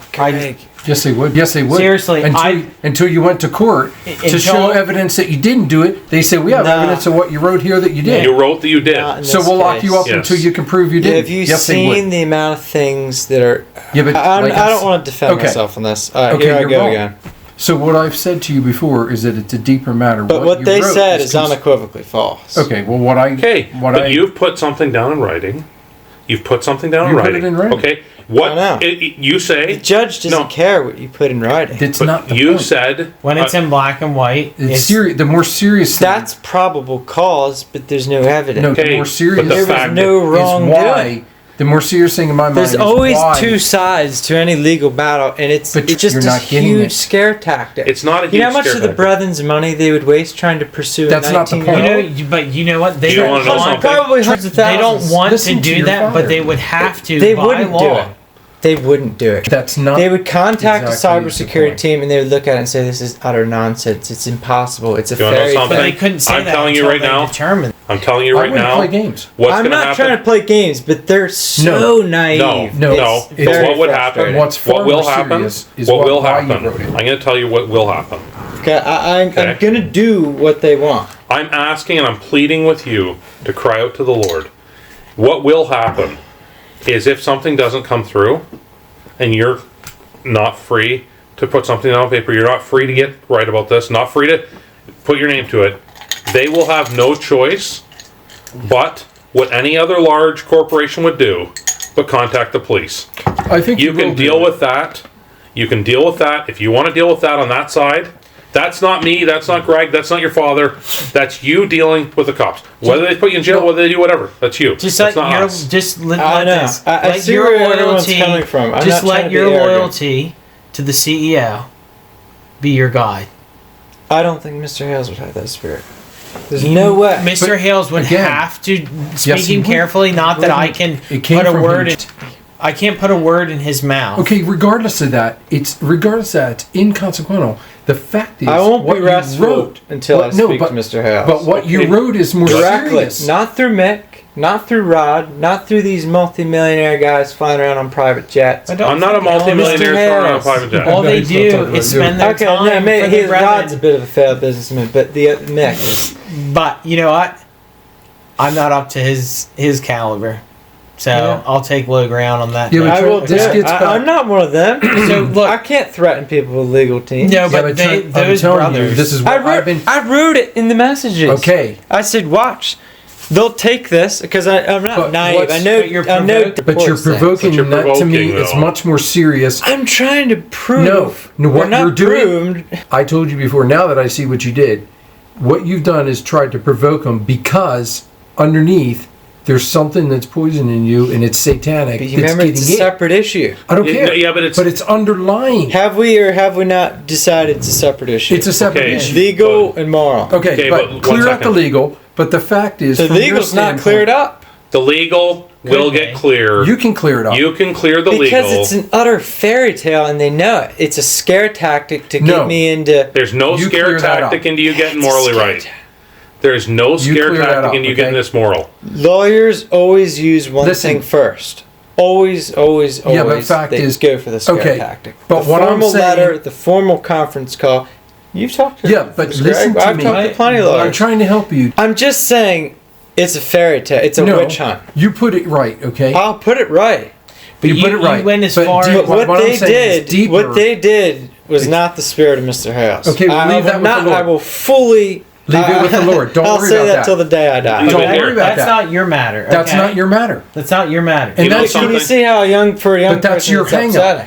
But It's just confirming all my suspicions. But suspicions aren't from the Lord. That's exactly right. I don't know where they're from. JSH said, I told you that. I'd rather, and this rings in my ears. I told you that. JSH said, I'd rather be deceived than be suspicious. These are the type of things that he's Look been at hung up about. Look at Mr. John Hales. I've been deceived. Look at Mr. John Hales.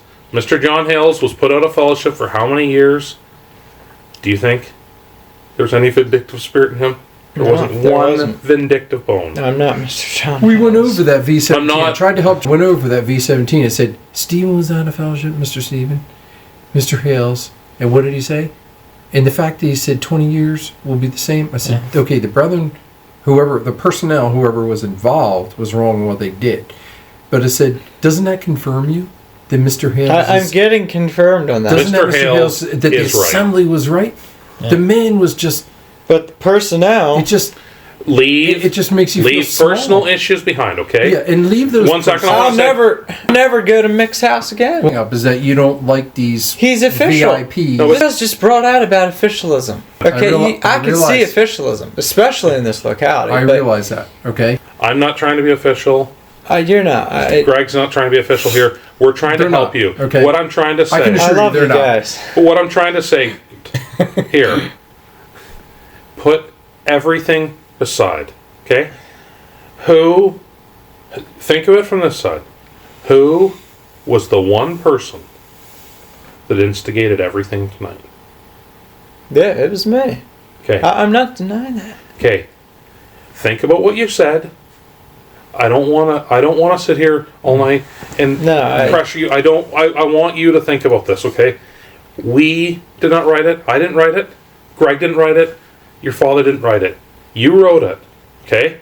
It's something that you put out of your heart. Now, you know what you have to do. Yeah. Because the fact is, you're saying that what you've done is you've told a lie. That's what you told them, okay? You said to them, I've told a lie. Okay. Mm-hmm. How do they know from the sense of having to protect their clients? They don't. Just 1 second. They've got to protect their clients. Just same as your father, they do protect his own business. I fully agree. And in fact, this is going to sound very... it's going to sound terrible. I'm helping them in a very, very roundabout, weird way. Dad, they're going to go back. They're going to hire a cybersecurity team. They're going to lock down their systems. They're going to figure their problems out. That's beside the point. The fact is... But it's well besides the point. I fully agree. There's fatal flaws in the Brethren's privacy is at serious risk. Maybe the better way... And obviously, from the things they're saying, they're clueless. Well, if you had a concern... Maybe they need to hire me. Maybe. Oh, but you think that's going to happen? No, but I don't think so. I know, but it's besides the point. You need to get the doubts out and the poison out. All I ask is we are talking two different issues. We are. I know. But one thing I will say. There was some information poison you. Something is taking you away from your love for the brethren. I agree. There's some doubt in your mind. There's doubt. There's doubt. But there's a doubt in your mind. But it's very serious. And the doubt is leading you extremely serious. Do stuff saying it's serious over and over does not help me get settled. I know it's serious. I know the magnitude of what I've been saying. I'm not naive. I know the jaw-dropping, ballsy things I've been saying. All I can say, why not just I think it's fair to say that we should keep going tonight. No. Yeah. I just... We'll need to work through it. Don't try to be shocking, okay? I'm not... Do you know what I'm saying? We're trying to If you lead every thought captive, you get to the Lord about every little weird little thing that comes into your head, every little conspiracy, every suspicion, I should just use your water. and you get to the Lord and you ask Him whether you're right. You ask Him to help you know. Explain it to you. I will. I've tried. But your faith, faith isn't failure. You have to believe. Faith is for the impossible. I've done it. Well, then believe it. I will. But you know when that little thought comes in your mind, ill of Rod Diplock or this We're gonna guy? get this fixed. So we'll get that fixed. That's beside the point. I can agree with Let's that. Get that decide fixed. this, okay? But, you know, I've told We Chuck, would I said, be you know what the leap devil would years like to in. do? I said, you know what the devil would like to do? We had to talk about it. This is clearly. So that was the priestly visit. Wow, wow, wow. What did you think, Richard? It's just it's so disgusting, and it's really hard to listen to. For anyone who's been inside the church, this will all be quite familiar. But to those of you who've never been part of the PBCC, of the Plymouth Brethren, this is going to come as a punch in the gut, because this is behind this veneer of loving Christianity, and family is at the heart of all that we do, and they're wonderful, charitable. This is the real Plymouth Brethren Christian Church under Bruce Hales. This is the experience of almost every single member of this church is actually in the fear and grip of this kind of leadership. The thing that really struck me about this particular recording is that there's a pattern to it, because I had a priestly, as they call it, with Bruce Hales by phone, and this priestly was by phone. You probably understood that this was a young man sitting in the living room of his father's house with a number of local priests sitting with him, and the two guys actually conducting the interrogation, Mick Strange and Rod Diplock, were just there by speakerphone. They weren't actually there in person. And I had the same experience. I had a priestly with Bruce Hales, and one thing that was a bit shocking to me is that there's no privacy in this. When I had this call with Bruce Hales, and it touched on some very, very personal, sensitive subjects, and there's no privacy. There were multiple other people on the line. I don't know who they were. They were other, important brethren who were, so to speak, in the waiting room on a multiple person call, waiting for their turn to discuss priestly matters. So when I got on the phone, I was listening to other people having priestly interviews, priestly interrogations, talking about their personal matters. And then when it comes to my turn, everything I say, everything that's disclosed is heard by multiple unknown people. And the thing that really struck me listening to this is the formula, the recipe for it is exactly the same as what Bruce Hales does. And I can tell you why, because Brent Scott, who was one of my priests, he was from Oxbow in Canada, he told me that he learnt to do priestly interrogations from Bruce Hales by being on these joint calls. So Bruce's tactic is when he does this kind of grilling and bullying of people, he has a bunch of other, brethren leaders, brethren priests on the call, so they can learn from his interrogation technique, basically how to intimidate and brainwash people. And we learnt this from the top. This is how Bruce does it. And I identified like four parts to the recipe, 4 ingredients to the recipe, that are common to what Bruce Hales said to me and what Mick Strange said to this teenager that was being beaten up. And the first thing, point 1, is they intimidate you. They say, if you get up against us, we're going to crush you. And the way it was, I mean, we heard what Mick Strange said like multiple times. He said, if you get up against us, we will go to the ultimate ends to smash you. I forget his exact words, but he was very, very emphatic that if you want to pick a fight with us, you're going to be crushed. What Bruce Hales said to me, he said to me, he was alluding to boxing or wrestling. And I'd never made the least suggestion about getting up against him. I was just saying, yes, Mr. Hales, yes, Mr. Hales, like wishing it was over. He says, if you get up against me, I'll knock you out in the first round. I'll knock you out in the first round. Do you hear? So wow. Very, very similar wording. You know, he kind of implies that you want to pick a fight and says, if you get up against me, I'm just going to smash you. And then the next, so that's item 1, is that they say, if you get up against us, we're going to smash you. And they kind of emphasize how powerful and dominant they are. So that's number 1 ingredient in the recipe, is intimidation. Number 2 ingredient is insults. I mean, this was. This didn't have anything short of them. It was every sentence almost had some sort of an insult towards him. You're stupid. You're useless. You're naive. And it's repeated and it's repeated. It's just rammed down your throat that you're an utterly worthless piece of crap.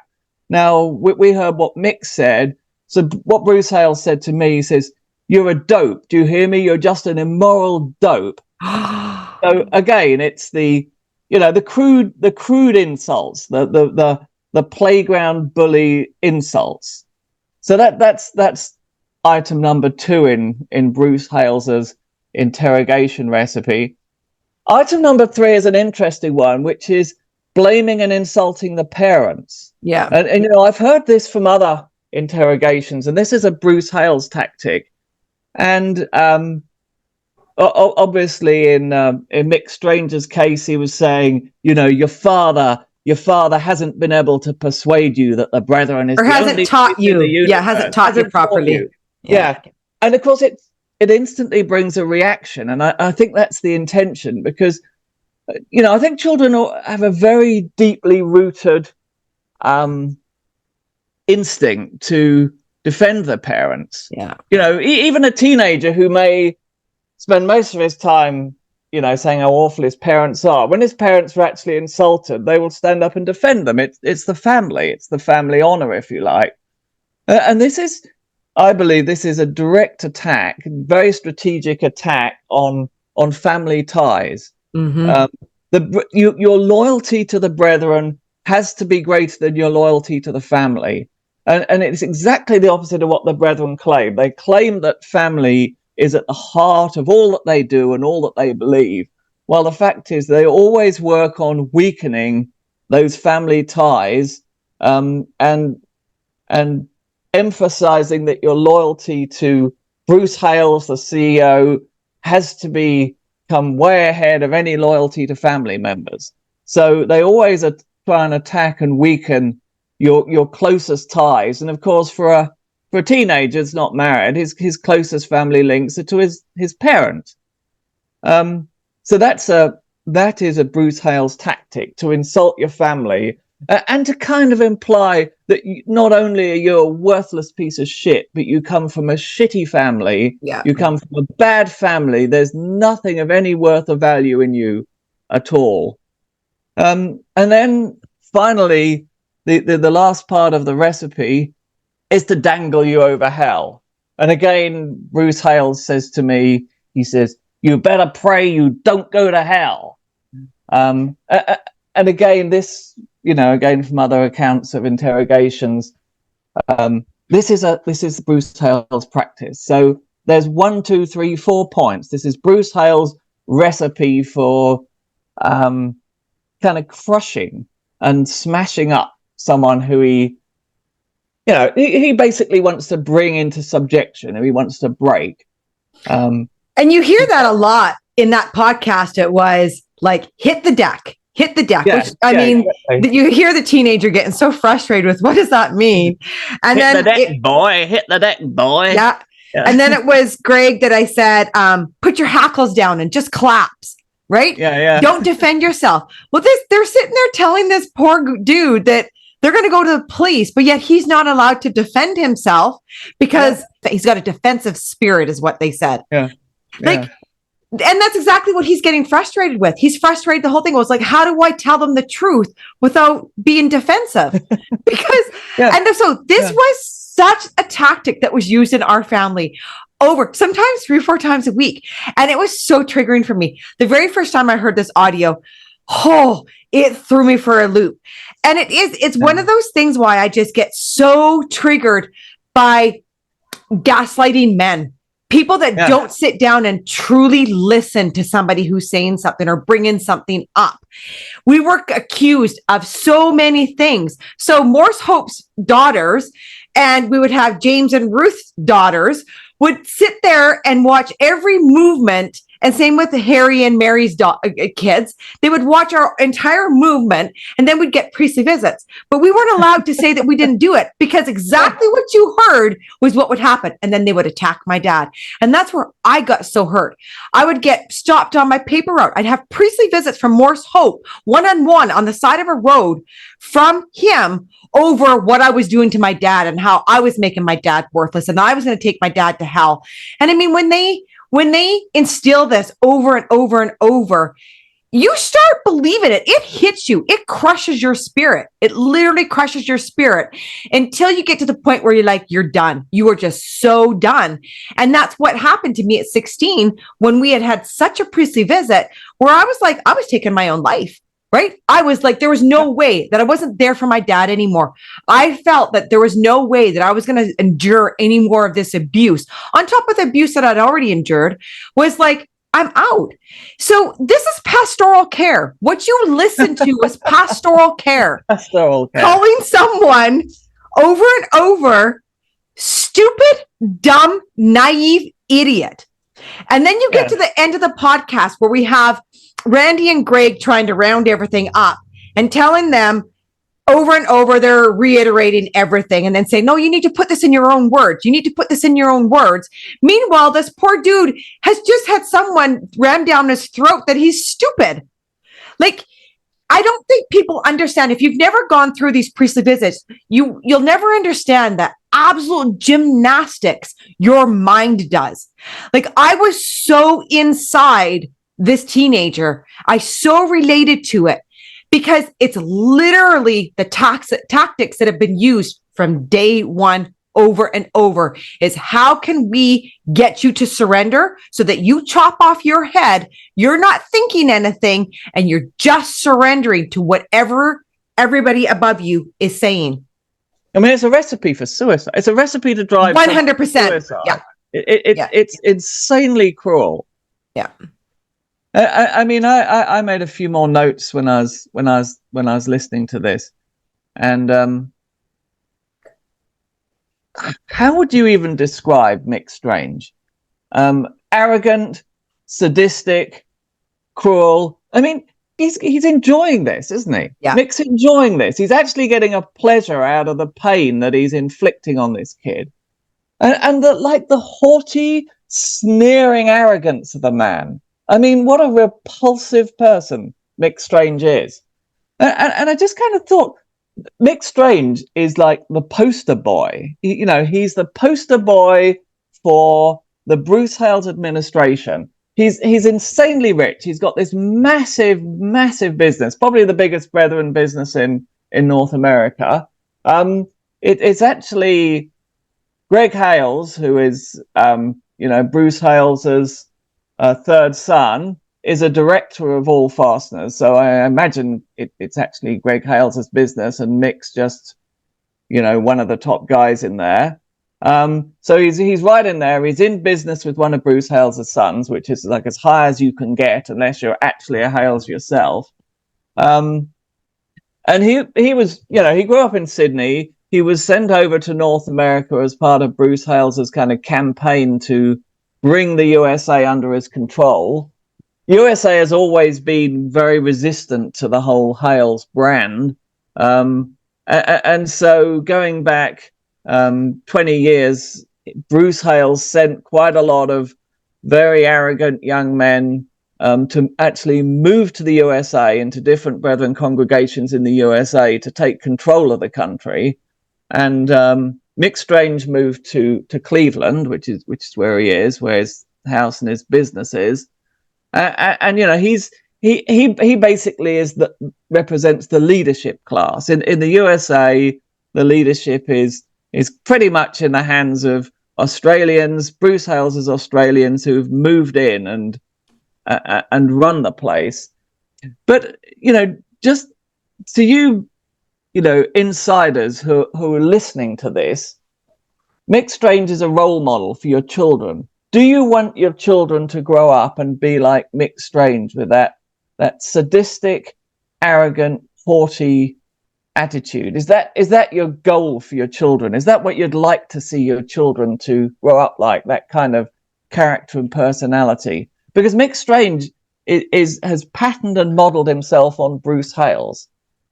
And if you're going to toe the Brethren line and respect the whole Hales ecosystem, the Hales leadership, then you're going to have to pattern yourself after Mick Strange. I mean, can you think of anything less Christian, less loving, less attractive than Mick Strange? He gaslights the entire way, right? How his dad starts sticking up for his son. And then Mick is like, well, he's not coming across in that spirit. He's sitting there, this poor teenager sitting there taking this abuse from him. And he refers to it many times after they hang up about how that wasn't done in the spirit of the Lord. That wasn't done in the spirit of Bruce Hales, that it was a witch hunt. And yet they're telling this teenager to, put that aside, give that to the Lord, give that to the Lord. Yet you got to understand what this teenager is just going through in his mind. So Mick and Rod were allowed to give this priestly visit, call him all those names, not sit down and offer any kind of compassion, not listening to what he's doing. He knows what he has done is not illegal at all. I mean, they're obviously just very paranoid about whatever in UBT they were hiding. And I mean, now the ATO raids have happened. We're sitting on this whole other side of things. And we're like, well, what were you hiding, Mick? What didn't you want him to get a hold of? Right. But it comes down to the absolute gaslighting maneuver of them allowing these priests to come in and do what they did. Nobody stopped them. I mean, the dad did try here and there, right? The dad did try. Yeah. And then at the very end, he's told to just leave that with the Lord. And that was probably the most triggering thing for me, because that's what my sister told me. And I want to tell you insiders and to the ex-members that say, oh, you know what, you just leave this with the Lord. The Lord's got it and blah, blah, blah, blah. That's bullshit. We are in a physical body to take action and to stop shit that goes down. If I had someone send me an audio of this, of a niece or nephew of mine, you bet your ass I would stand up and I would fight for them. Because at some point, people need to stand up and start saying, no, you don't just say the Lord's got it. No, what action do you have in your power to maneuver and change the way things are going? The gaslighting has to stop. What Mick, Rod, and I'm going to include Greg and Randy did in here was detrimental to the development of a teenager. I know this because I stood in that position and literally had created a suicide poem note that I was going to take my life because of the priestly visits I had had. That didn't even have to do with the abuse that I endured. It was the priestly visits on top of it when I knew Morse Hope knew what I went through. Like, at some point, these priestly visits have to change. They have to change. Do not allow your children, if things like this start going down, stop it dead in its track. This is not pastoral care. This is absolutely the furthest thing from pastoral care. Yeah, and this is not an exceptional priestly visit. This is not unusual. This is a normal priestly visit with all the usual ingredients to the recipe. And I can promise you, there's like 300 Brethren congregations worldwide, and today, there will be, I'm guessing, at least 300 of these priestly interviews, priestly visits happening this very day and every day of the week. I mean, this happens all the time, particularly to teenagers. I mean, when I was younger, this was much less common You might have a few priestly visits, but by the time my children were teenagers, this was happening all the time. The priest would just call round, no announcement. They'd turn up, they'd knock on your door. Oh, we need to have a talk to your daughter. And so your 14, 15-year-old daughter would meekly trot out the door, get in a car with a couple of middle-aged guys, and they'd just drive off with her. And they would interrogate her typically in their business premises, which were all empty because it would be like after hours, it'd be late evening. So they'd take her off their business premises, interrogate the poor girl for an hour, and then they'd drop her back at the house in tears. Yeah, we're done with her now. And then next week, same thing happens. Yeah. And this is happening right now all around the world in every Brethren congregation. And I mean, the whole thing about Christianity is supposed to be that your pastors, your leaders, they love you. Do you really get the impression that Mick Strange loves this young man? Do you think Bruce Hales loves you? I mean, you people, you brethren inside there, do you really believe that your leaders love you? Now, let me tell you, they despise you. They think you're the lowest of the low. I mean, ask yourself, does a pig farmer love his pigs? Because that's what you are. You're just being farmed. Oh, yeah, they love the money they can make from the pigs. But if a pig gets sick and it becomes a liability, they're just going to go out there and shoot it and chuck the body on the garbage heap. Like, wake up, guys. These people do not love you. They're not Christians. And this is not Christianity. Yeah, you haven't experienced what love is. And that was one of the things that I wanted to bring up is the brainwashing of, we love you, but like, this is where I hold Greg and Randy accountable, because they were the local priests that were in that room. They should have stopped that. But as you see at the very end, Greg says, I'm not up to his caliber, referring to Mick. And it shows you how the hierarchy is established, right? So they know that they are not above or even in the same lane as Rod and Mick. But how is this teenager supposed to feel safe in these priests' care when they sit there and allow, like, to call a 18-year-old, 19-year-old over and over, tell him he's dumb, over and over, tell him he's stupid, that he's naive, he's an idiot. Like, that should have been stopped at the first time that came out through their mouth. And Greg and Randy should have been responsible for that. They were the ones they were the ones that were the priests holding that space there. They should have cut that off right away. That should not have been allowed. We talk about hierarchy. This is exactly what the hierarchy is. You've got Bruce Hales at the top. You've got his nasty little minions, his like personal bodyguard, which is people like Mick Strange that are strategically located all around the world. And then under that you've got your local priests, and they're terrified of the next level up.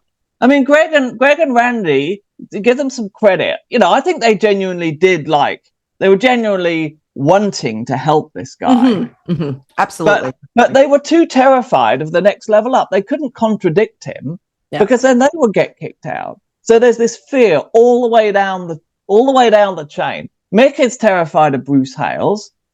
The local priests are terrified of Mick. The teenager's dad is terrified of the local priest because they're the people who can kick him out on the garbage heap. And the poor kid at the bottom is terrified of all of them. It's a pyramid of fear. He's trying to constantly tell him about all the work he's been doing with his son, right? Yeah. And that totally remind me of our priest too. It's like where your parents are trying so hard to like make themselves look good, because they need to look good in the eyes of the priest. And then so that the priests come back and be like, well, the parents are doing their job, but it's just this child's issue. Right. And it's a sure thing. You really start to see. And I questioned myself while watching this again of like, do these parents are they capable of fully caring and loving their children the way that we would have out here? Right. And I sat with it for a while and I was like, you know what? They actually aren't. They actually can't love their children the way that we would love our children, because that's not where their energy goes to. Their energy is always going above them, right? It's the hierarchy system above them. And it's a sad situation, but you can really feel that. Like, how else are they able to just let go of their children? right? So many parents have had to just let go of their children. Yes, it's going to hurt them. Yes, they're human. They still cry. They still miss us. But for that parental light switch to be shut off, someone above them has to have a lot of power, power. Someone's pulled the fuse. Exactly. Yeah. And I mean, this is what actually happened. I mean, just to jump ahead a little bit, this young man who is anything but dumb, who's extremely capable, extremely intelligent, and now has left the Brethren. I mean, not surprisingly. And so his parents have had to cut him off. His parents have had to pretend that he's dead and refuse to communicate with him because he's now an opposer. And so, Mick Strange, Bruce Hales have pulled the fuse. That whole family relationship has been smashed and severed. And I mean, the young man has gone on to be highly successful, but what price can you put on that relationship that's just been unplugged? Yeah. It's just the same tragedy again and again, thousands and thousands of times over. Yeah. Let's dive into what they talk about with Mr. Hales in here. So they come right out and they say that UBT is Mr. Hales's business. So we've had the ATO tax raids happen. Yeah. And we have this now in absolute black and white audio that people know that Mr. Hales's business is UBT. So have fun with that, Bruce Hales. When I was inside, this is what was said. It's Bruce Hales' business. Mm-hmm. And Bruce Hales is the CEO. And I think actually on that audio, they refer to Bruce Hales as the CEO. And the thing that strikes me is when that ATO tax raid happened, the Brethren spokesperson comes out and says, it's very sad that people get confused. I'm just putting it in my own words. UBT is just a business that's owned by Brethren members. It doesn't actually belong to the church. But when we get the inside story, it's different. This is Bruce Hales' business. And just like think about the context of this whole conversation. This is a business conversation between an employer and one of their employees about an alleged, misuse of computer equipment. So Mick Strange, Rod Diplock, they are UBT directors, and then they're interviewing an employee who's allegedly done something wrong. So this is a business interview. Now, where else on the planet do you have a business interview where the employee is threatened with dangling in hellfire along with Pontius Pilate? And where else on the planet do you get a mainstream Christian church who kind of happens to also own the whole business to which every single member of that church has to buy all their goods and services and IT? And I mean, what you see here is there's absolutely no boundary or dividing line between the church, UBT as a business, and Bruce Hales' personal financial matters. It's all the same thing. Bruce Hales is the church. The UBT is the church. There's no boundary at all. Bruce Hales runs the Brethren basically as his own family business. Yeah. Under the guise of UBT. And we have it says right here. So this is the directors of the Plymouth Brethren Christian Church. And here is Mick Strange, Rodney Diplock. They're both. Yeah. So they're right in the USA. They're right at the top of the pile. Mick Strange and Rod Diplock are the Plymouth Brethren Christian Church in the USA. So this is like the highest level of influence. This isn't just some rogue guys in the church. This is what the church is. This is the very heart of it. And Mick Strange is also the director of the PBCC Charity Rapid Relief Team. So you have to understand, like, these people have their hands in everything. This is the face. This is the faces of the Plymouth Brethren Christian Church. And this is how they treat their flock. What's the RRT logo? Compassion in action. Compassion in action. Now just listen to Mick Strange and think, compassion in action. Yeah. It's just so shocking, but it kind of speaks. It's kind of what can you say? The whole thing speaks for itself. I mean, you just listen to it, and it gives you that sort of visceral understanding of what this, what's really going on here.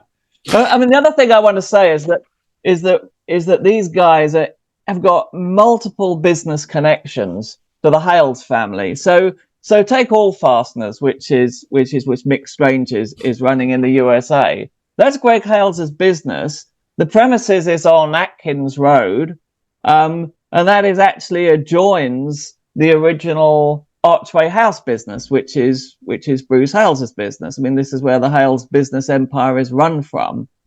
And Rod Diplock, he's got this business called Control Tech, which is all about cash handling, which must be a very useful business to be in if you're associated with the Hales.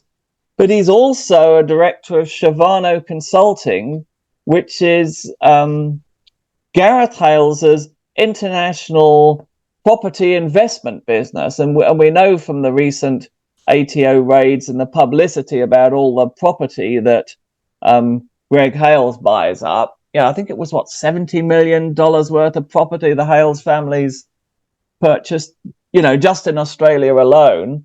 Well, Shavano Consulting is Gareth Hales' business, and it looks like they've been buying property in New York and San Francisco.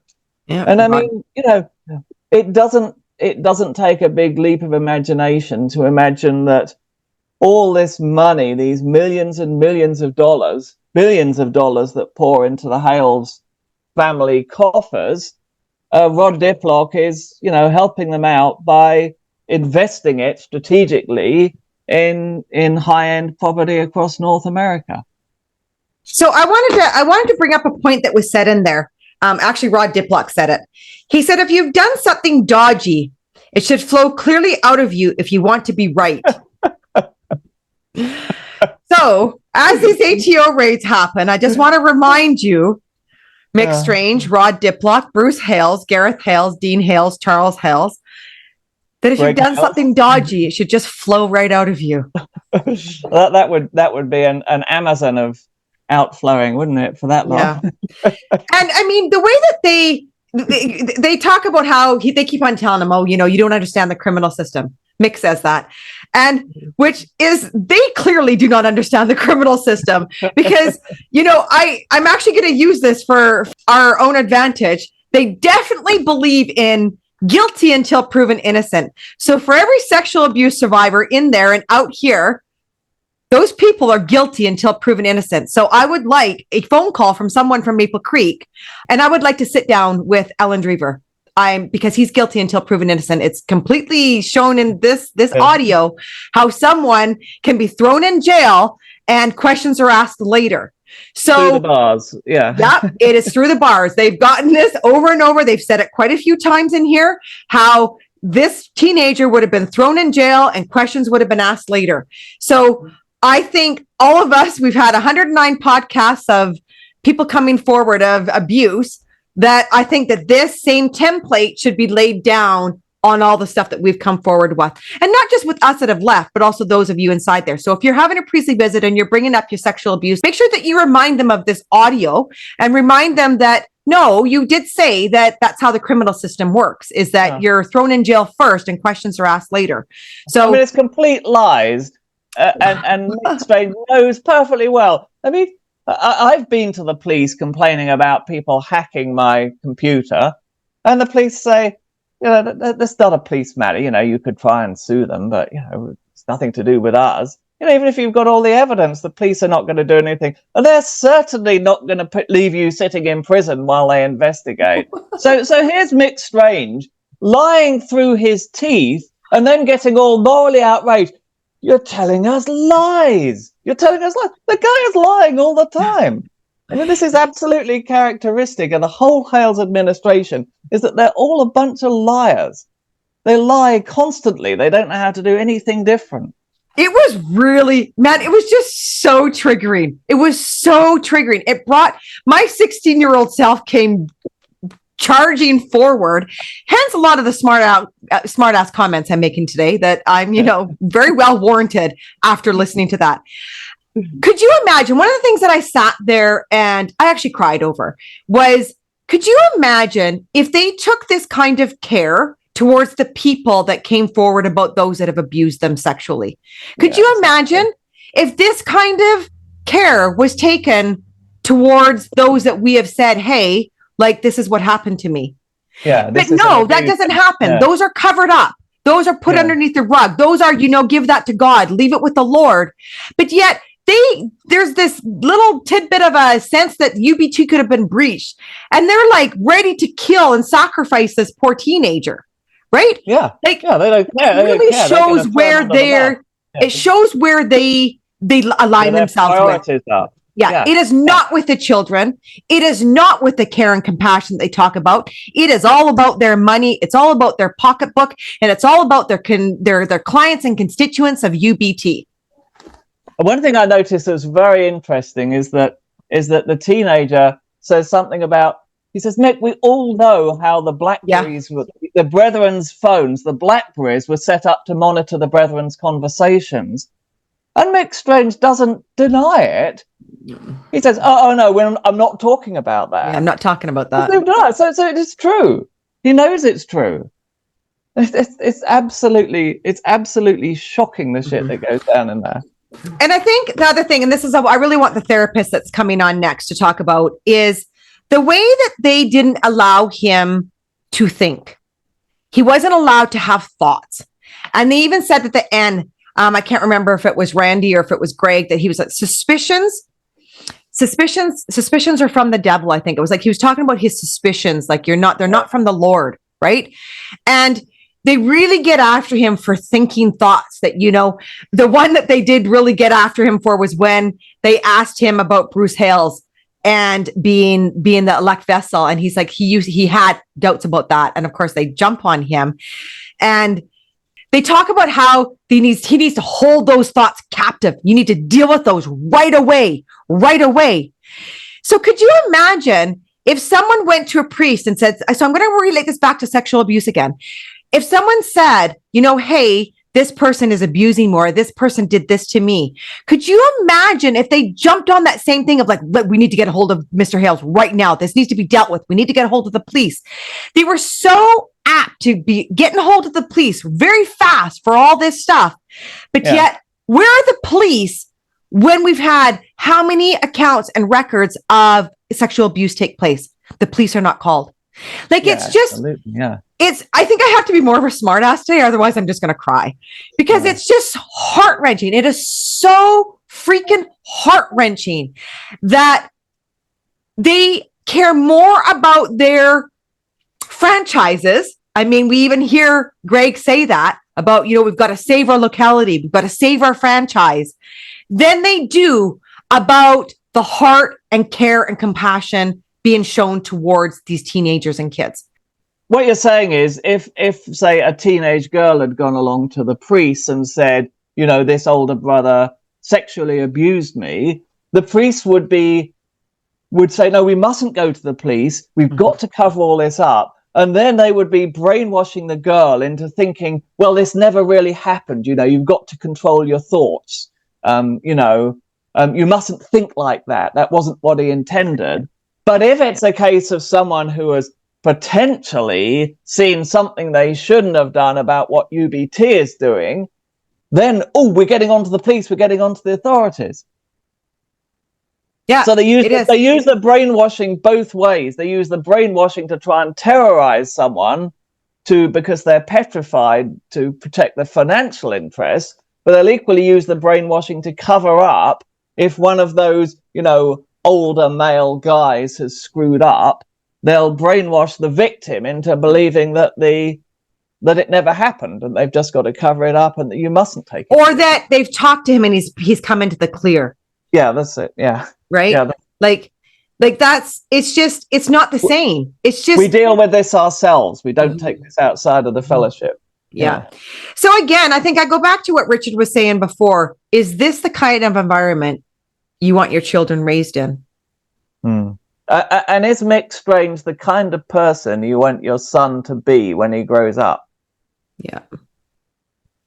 No. He's the role model. He's the perfect poster boy product of Bruce Hales' ministry. Like, you just don't say what he said. Like, yeah. I mean, it's childish. It's immature just to like resort to those kind of insults. Just Then at the very end, where Greg tells the teenager to don't be shocking, he's like, "Don't try to be shocking." I'm like, "Are you kidding me? Can you go back to the very beginning of this priestly visit when Mick Strange is yelling at this guy that he's dumb?"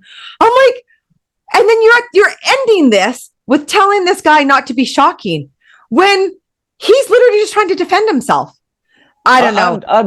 I'm like impressed that the young guy had the guts to stand up to this. I mean, the guy's got some guts, because if I'd been treated like this in my teens, I would have just been a wreck. Been a wreck. I'd probably have just kind of run from the room crying, and I don't know what I would have done. I think it's really good to point out to those that are inside that the healing process starts when you get out. It doesn't happen in there. You have to get out. It does not start until you get out. And I want to read I actually contacted the person that had this priestly visit, and I asked for his input since this. So he's left. He's made a life for himself. And so this is what he said. "When I first escaped, I was consumed by anger towards the priests who intimidated and threatened me, an 18-year-old, with jail.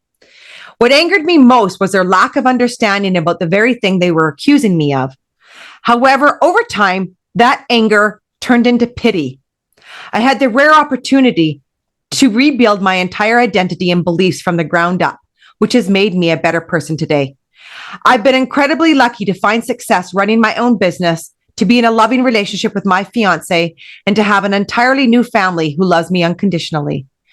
To anyone still in there, I want you to know that there is hope. You have this strength within you to break free of that mental prison they put you in and create a life filled with love, understanding, and personal growth. It won't be easy, but it will be worth it." And it is worth it. It is worth it. Think of yourself as a pioneer who's going ahead to make a safe landing place for them when eventually the whole thing collapses, or when your family actually comes around and realizes just how horribly that they've been robbed and cheated by this system. Yeah. There's got to be someone who breaks the cycle, who breaks the generational curse. Just have the courage to be that person. Yeah. Stand up to them. Do not allow a priestly visit like you heard here happen to you. And if you are in one and this is happening, have the courage to stop it, because that is not pastoral care. Yeah. You've got no obligation to listen to this kind of bullshit. They have no right to treat you like this. You've got no obligation to agree to a priestly visit. You can turn them away. You can shut the door in their face. You can turn them away, and there's nothing they can do. Yeah. And if they come back and harass you and beat on your door and try and get in, then you need to call the police. Tell the police you're being harassed. Yeah. And the police will respond to that. Yeah. And make sure you record. As you see, it made no difference in Mick and Rod's response. They didn't care. They did not care at all. So to those people who are inside getting priestly visits, record. To those people working for the PBCC, let them know you're recording. If you're being mistreated, record everything you can, and let them know you're recording it. Don't hide it. Let them know you're recording it. And if you're an employee of All Fasteners or an employee of Control Tech, and you come across this video, share it with your co-workers so they know what they're really working for and what your boss is really like. Thank you so much, everyone. Up next, we have someone that's going to weigh in about this recording, and we will dive into how this affects us and what kind of therapies are available for religious trauma and PTSD, CPTSD that comes out of this. So stay tuned for that. Okay. Thanks, Richard, for joining. You're welcome. We are back now with a very special guest. This is Shanelle. Shanelle is very well versed with the Plymouth Brethren Christian Church. Shanelle very much understands what each and every one of us has gone through on a therapist point of view, and has an incredibly long list of credentials that make her input on this recording very valuable. She has a Bachelor's of Arts in Psychology. She just completed her Master of Counseling in Counseling Psychology. She will be a registered provincial psychologist soon. She has worked with people with complex mental health diagnosis in a residential setting for roughly 7 years. She's worked in schools facilitating mental health and suicide awareness presentations. She's had experience doing crisis calls. She has volunteered for the Sexual Assault Helpline. She's worked in program development with topics related to domestic violence, mental health wellness, healthy relationships, boundaries, etc. She conceptualized and wrote the content for a website called the Kids Health Hub. She's worked on the domestic abuse response team and going to the hospital for those in an emergency that were experiencing domestic violence at home. She ran a meditation group in a secondary housing for domestic violence victims. She has supported children and youth and their families and the support people while coming to provide a police statement. She has worked with people who have experienced abuse and trauma to help them process their experiences through TIR, which is known as Trauma Incident Reduction. So welcome, Shanelle. Thank you for joining us. Thank you for having me. So the $1 million question all us ex-members have is, what were your thoughts listening to that audio? I have to say it was very difficult to listen to it. The first 18 minutes after that, I was like, I could see how someone would give false confessions to things just to make it stop, because it was endless. It was relentless what they were doing to him. And they wouldn't let him talk. They kept cutting him off. And I could see how it was really elevating him, and which was by design for what they were doing and trying to achieve. But it was really, really difficult to listen to, because you could hear lots of different types of abuse and tactics to control him and make him compliant to what they were wanting, essentially. Yeah, I agree. What long-term effects would you expect an interview like this to have on the victim? This is all very individual based and what I would guess. So it could be different for different people. But I would see that this could impact attachment or relationships in the future. It would make it really hard to form healthy attachments with people and know what healthy attachments look like. This was a form of coercive control, or they're very coercive throughout this entire thing. And that really impacts relationships and the abilities to build relationships even after someone's out of that situation. Mm-hmm. So it can radiate throughout that. Because of the prevalence of abuse, I'm going to assume that this is not just an isolated incident for this individual. And so that can lead to things like PTSD or complex PTSD, depression, anxiety, substance use, and abuse.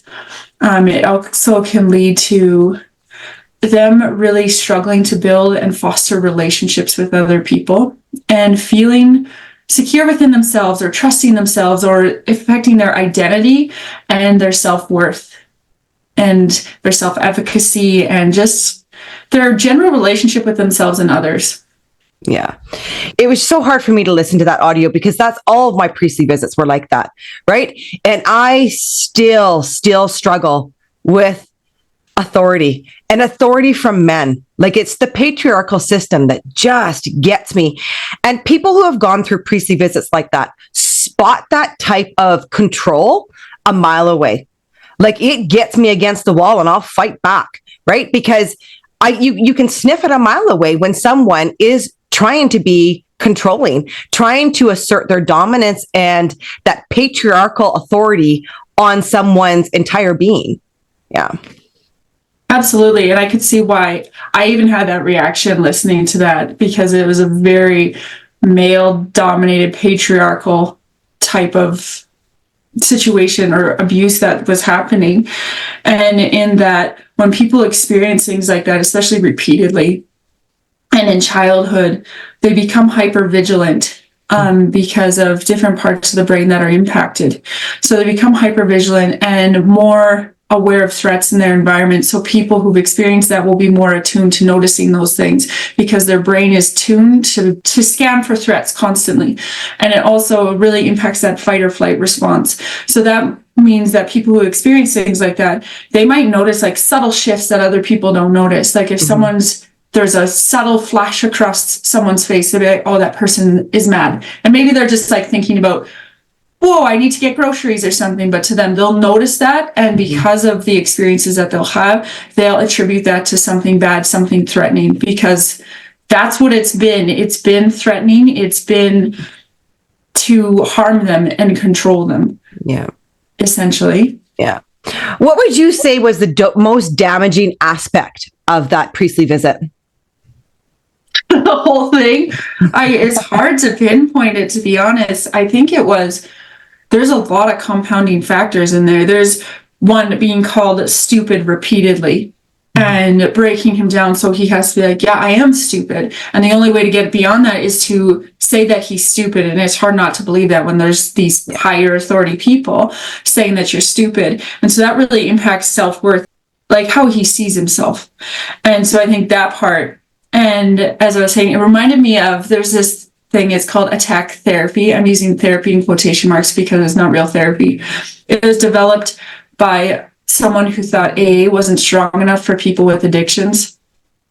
And it was for helping people with addictions overcome them. And in that, they would get the therapist and group members to attack the person, to break them down so they could build them back up to what they wanted. So they would sit around the circle and say, you're stupid, you're stupid, you're stupid, similar to what they were doing to him in that video. They were trying to break him down so they can build him up in the image that they would like, which is compliant. And so that is a piece within their coercion and control and tactics to make it he is compliant to a robot, essentially, to what they want. Another piece of it, when I was listening to it, was in the first part, it was very threatening. Like you could hear him become elevated and his fight or flight response would have kicked in.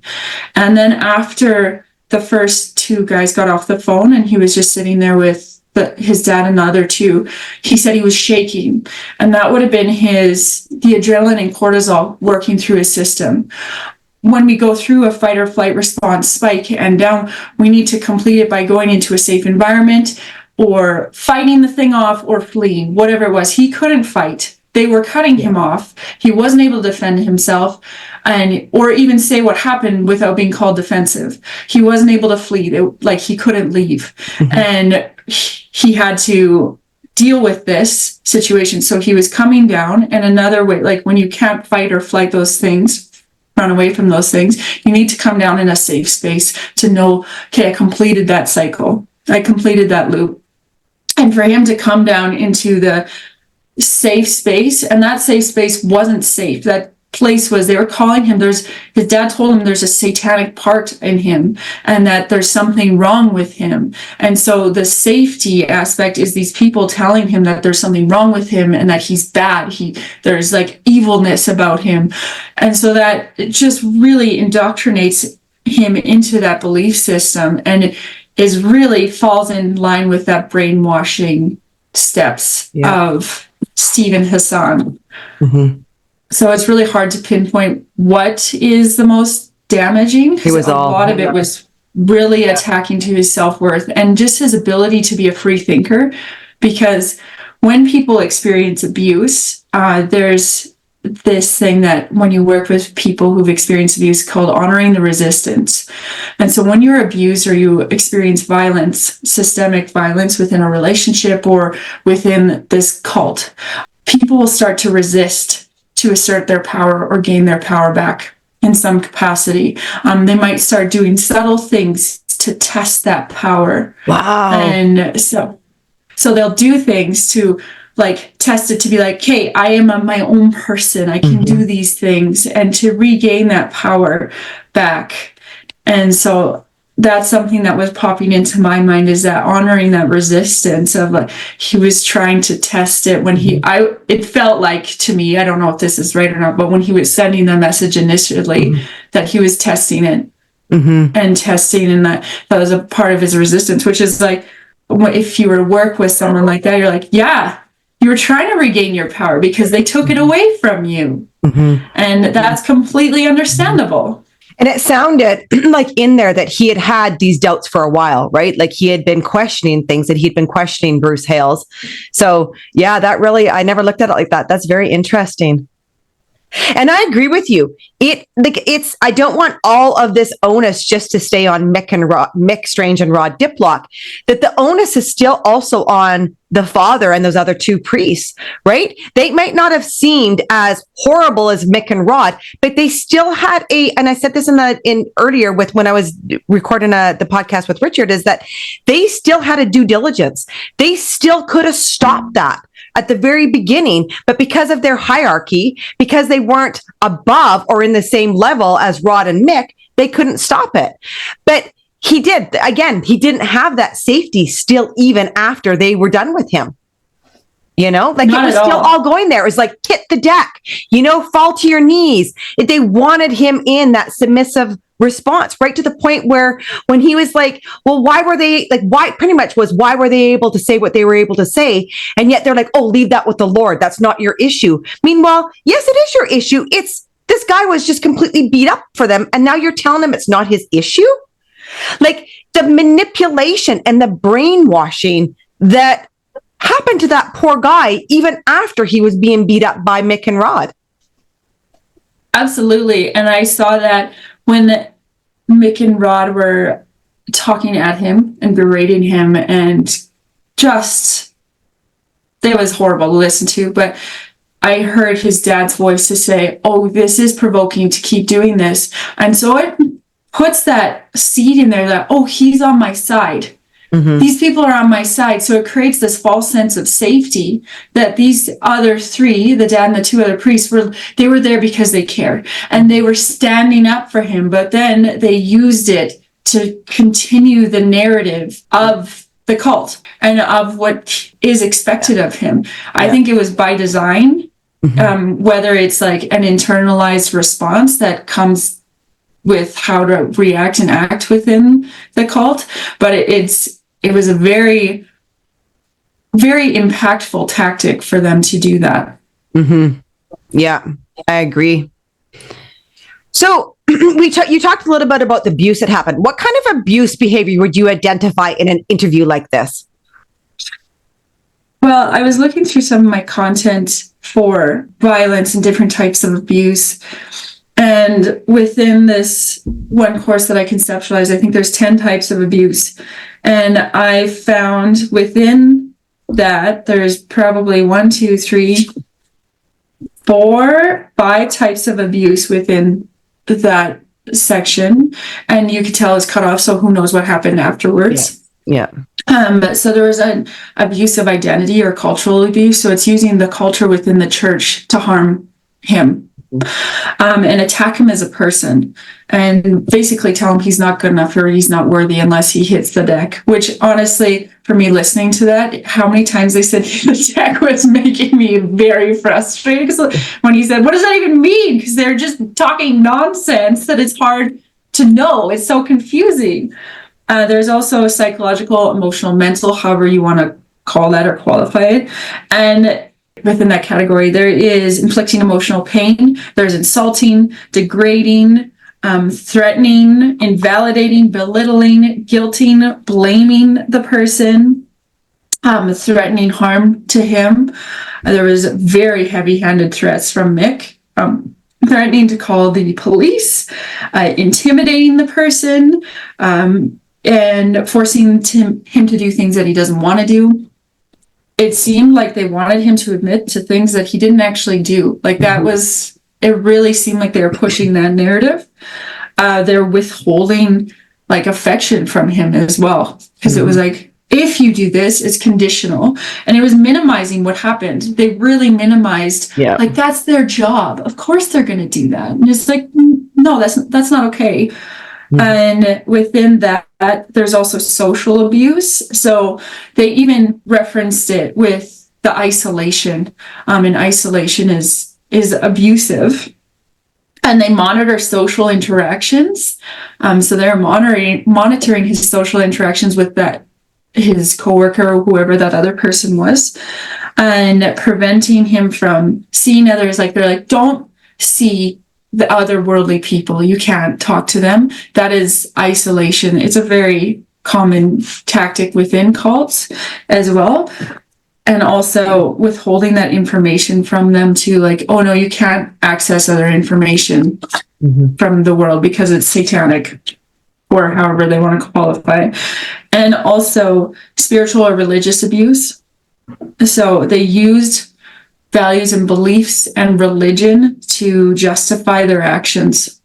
Yeah. And I think that happened really over and over and over. Yeah. It really did. And that was the theme that you could hear throughout, was really using religion and salvation and hell to get him to do what they wanted, essentially, and forcing him into a practice. Like, you have to do this. This is what you have to do. By 8 a.m. Yeah. Yep. And it was late when they were doing this. It was after midnight when finally those priests left, and they wanted him to still stay up and do this. Yeah, talk about that tactic. And that's also a part of the coercion as well. And that's a really big part of being a part of, like, within cults, is to control someone's behavior and manipulate the environment as well.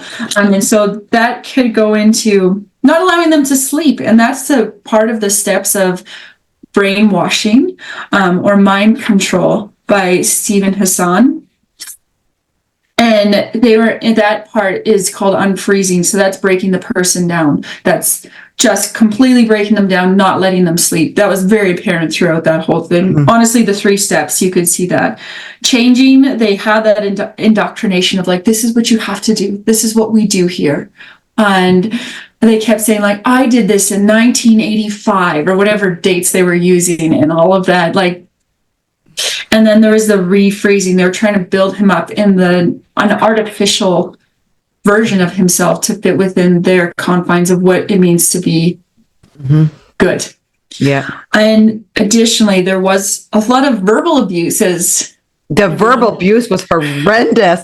And that's what they consider pastoral care. Like, that is their pastoral care. Which is astounding. Like, it's really just astounding to me that I struggle with words for that, because it was horrific to listen considered normal. Like, that's literally considered normal in there. And that's how people maintain power and control. And so within the verbal abuse, there was being condescending, there was elevated voices or yelling, there was name calling, there was insulting, there was ridiculing, there was acting sarcastic or passive aggressive, using words to manipulate him and shift things, and it was threatening him or using words to threaten him, and it was basically using words to be mean, cruel, and hurtful. And so all of these tactics were to maintain power and control. That is the basis of any abusive relationship, is to maintain power and control. And that would be the same as cults, is they need to have that power and control. He needed to hit the deck. He needed to be submissive. He needed to do whatever it was so they could still maintain that power, because they're above him in some capacity, based on, like, how they were speaking to him. It was to maintain their power over him. And when he said he is a thinker, like, he likes to think and question things, and they're like, yeah, don't do that. Yeah.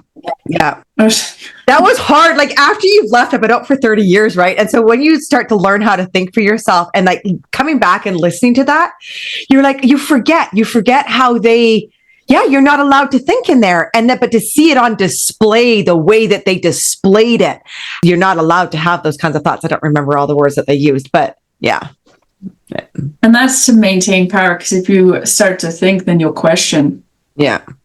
And that's the same with accessing mental health care. They try to isolate people to perpetuate their power. It's the same with parents who are abusive. They'll tell their kids, don't tell anyone what happens at school. Oh, when you go to school, don't tell them what happens at home. You can't say those things. And that's to maintain power, because they don't want that person to go out and say what's happening in there, because it's wrong. It's not okay. And so they need to maintain and control that narrative. So they'll say, like, don't talk to anyone else. Don't talk to worldly people. Don't access mental health care. This is a you problem. And so that maintains that control. So when they're saying like, don't access mental health care, it's because of you, you're mental. That is just them, one, making it so they have that power and control. It is making them, that person, be more, what is the word I'm looking for? Like, listen to them more, because they start to not trust themselves. It's like a form of gaslighting. And so they won't trust themselves in their narrative, and they don't want them to reach out for help, because they actually don't want people to be well and start thinking for themselves, because then it's harder to control them. And to have that idea of, oh, I can't access mental health care because I'm mental, or it means that I'm mental. It's like, no, that's them maintaining control. And that's the indoctrination of them. This is what I come up against right now with those that are still inside, recent leavers, trying to access or trying to, I guess, convince them that therapy is what they need.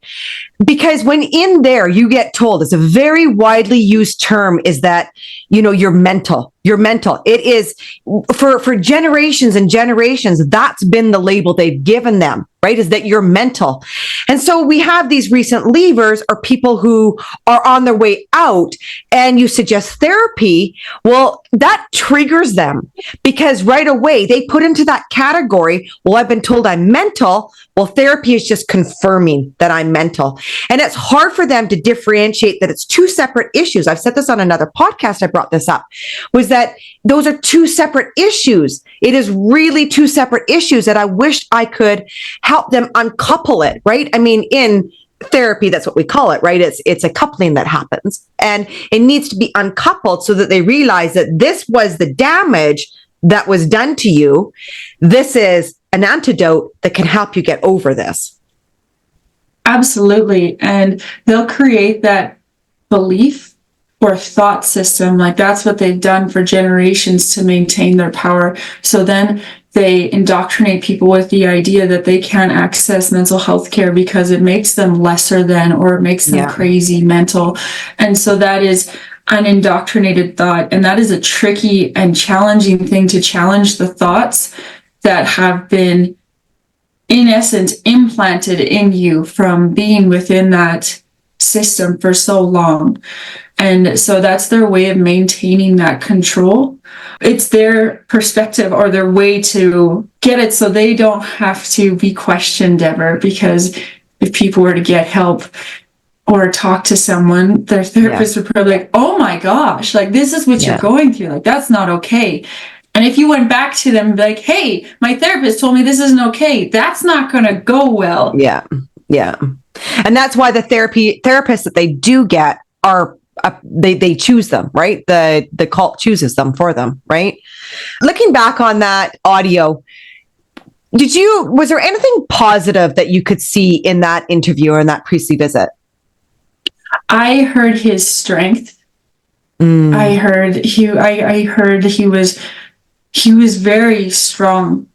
And the whole time, like, I think it would be easy to really, and completely understandable for people to be like, okay, I did it. I did the things that you're accusing me of. But he maintained, I didn't do the things you're accusing me of. I lied about it, but I didn't do those things. But he was very strong in his convictions in that. And he demonstrated his critical thinking, and that he's been questioning these things, and he's been kind of testing the water, so that resistance, because he's wanting to learn more. And it really spoke to his values and who he was as a person. And that he was able to just really, like, I don't understand. And, like, essentially he called them out and be like, this doesn't make any sense. Like, what are you saying? And they would just talk in circle nonsense. But I really heard his strengths.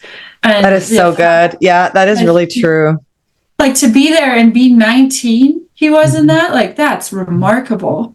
And for him to have that critical thinking and to be wondering those things and to really navigate that and hold strong in himself. That's what I really heard throughout, is like, he was strong and he did what he had to do to get through that. Like, he was calling him out, like, that wasn't okay. And then they would just talk over him.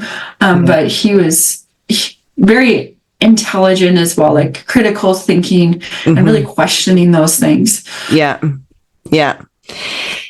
Like, in your opinion, and in everything that you've helped a lot of people, like, how does someone get over, how do we get over these types of priestly visits? And like, I know it's $1 million question, but like, for myself personally, I get so triggered by these men trying to control a conversation or not letting you speak your truth. You know, the men that are in there and even come out of there really hold these programs in them and they don't see it. So like, how do you navigate it?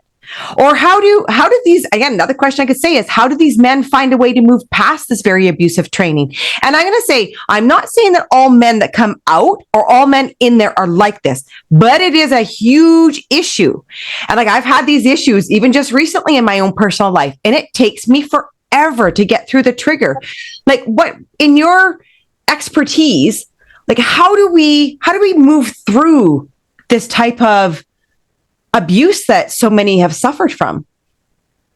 This is dependent based on the type of model or therapy that you conceptualize this with, which is a rather non-specific answer. So I'm sorry. So I'll talk to you through a couple of things. One thing that you can do is start practicing curiosity. And so noticing your triggers of like, when that comes up, like, oh, this is what's triggering me, or this is what's happening in my body. And sitting with that curiosity and not judging, like, okay, yeah, this is what's happening for me, and really taking notice. That's one of the first steps, is like noticing those triggers and what happens. So then you can really start to be like, okay, let's start to unpack these things. Based on the therapeutic model, there's different ways to approach this. If you look at it from TIR, or traumatic incident reduction, they would say get to the root of it. And so process it, and process the concept of priestly visits, go through incidences and get to the core incident and process it until there's no feelings left. Because what happens when we experience trauma, because that's what this was, it was trauma. It creates something like an activity loop that was open. So he was probably going to go about his night, go to bed, and be done with, like, that was his day. But his activity loop was interrupted by this priestly visit. And so he wasn't able to like close that thing off because there was this trauma that happened. And so that remains open within his body. And we hold trauma and emotions within our body. So right now, unless he's processed these things, that is open within him. So unless you process like that first priestly visit, that's still going to be active and open within your body, and you're going to feel that within your body. So from the traumatic incident reduction framework, it's really working through and processing those things and getting to the root of it, which really speaks to like psychodynamic types of therapy. If you look at in something like internal family systems, they would work with the parts, because there's different parts of us. And so from that model, there are parts who manage things and they take over, so you don't have to feel those really heavy emotions. They manage those things. They actually adopt similar ways to which you experience emotions as a child. So if your parents or people around you are like, no, we don't cry, we shove that away, or we do these things, you can adopt those. A lot of times the parts will adopt those behaviors and turn that inward. So it's really working with those protectors and letting them know, okay, yeah, it is scary to feel those things, but let's feel those things and unburden that other part that has that heaviness. So it depends on what works for the person and what they're interested in. Something that really works well for trauma is also cognitive behavioral therapy. And really looking at those thoughts and distortions in those thoughts as well. And practicing that curiosity again of like, okay, I'm having this thought come up. This isn't like, this is a distorted thought. This isn't, is a cognitive distortion. And really looking at that thought triangle of like, here's my thoughts and beliefs and actions, and looking through there. And also practicing curiosity in the sense of listening to others. So the men who've been indoctrinated into these things and want to change, listening is so important to be like, hey, people don't want to be treated like this. Yeah. So how do people want to be treated? How do I want to be treated? And how do I want to treat myself? And using compassion to really understand, like, you went through trauma. This is really hard. It's going to take time.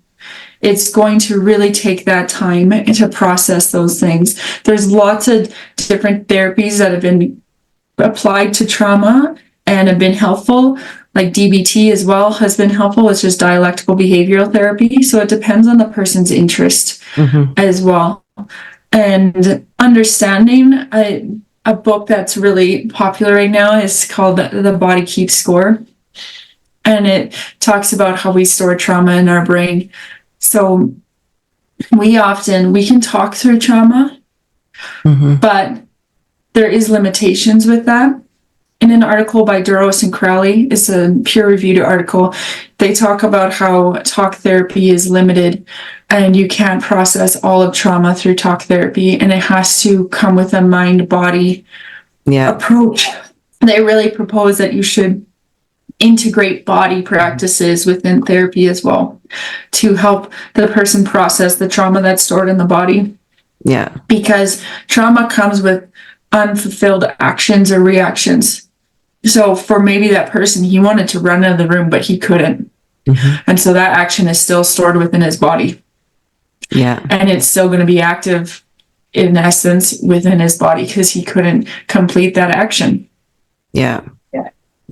I know my therapy changed my life when I introduced somatic experience into my therapy, right? Like it was just a whole different level of healing. It really allowed me to get into the trauma stored in my body from all the sexual abuse for so long, right? It really, really does make a difference. And like I always tell, I've had tons of people reach out to me in the last couple of months of like, Cheryl, what kind of therapy do you do? What therapy is out there? And so I always tell people, like, try it on like clothing. Right? Like there's EMDR, there's TIR, there's somatic experience, there's things called TRE, it's trauma reduction exercises. There's just so many things out there that I always tell people, when you're looking for a therapist, look for someone beyond just talk therapy. Look for someone who's got a modality and something else that helps unlock the trauma that's in the body. Absolutely. And there's so many different modalities to use. It's about finding one that works for you or connects with you, because EMDR and ART, they're very similar, but they're not 100% the same. Like, what is better for you kind of thing. It's also understanding that this is a natural reaction to a crazy situation. This is a natural reaction to an environment that was not okay. And so to be compassionate and kind with yourself. Within internal family systems, they say that even some health issues are protector parts, or parts trying to protect that person or trying to have their feelings or their story to listen to. So if someone has like back pain, it might not just be that they pulled a muscle. It might be that they have a part in there or trauma stored in there. Yeah. And so that's why I think it's really important to tie in body work of some variety, whatever that modality is that fits for them. For some people, cognitive behavioral therapy is like, that works great for them. And that's all talking. And that's wonderful. But for other people to really help resolve, they need that melding of mind and body. Yeah, I agree. I have not worked through the priestly visit triggers I get. Like, I don't. I've had like an incident just recently that I was saying before that just threw me into like such trigger mode. And it's hard. But I guess for myself, the curiosity thing has always been at the forefront for me. It's always being curious of like, because it's so easy to judge ourselves, right? It's so easy to pounce on ourselves and be like, no, it's been 30 years that you've been out. But to me, I do look at those experiences as a magnet that bring deep trauma to the surface, right?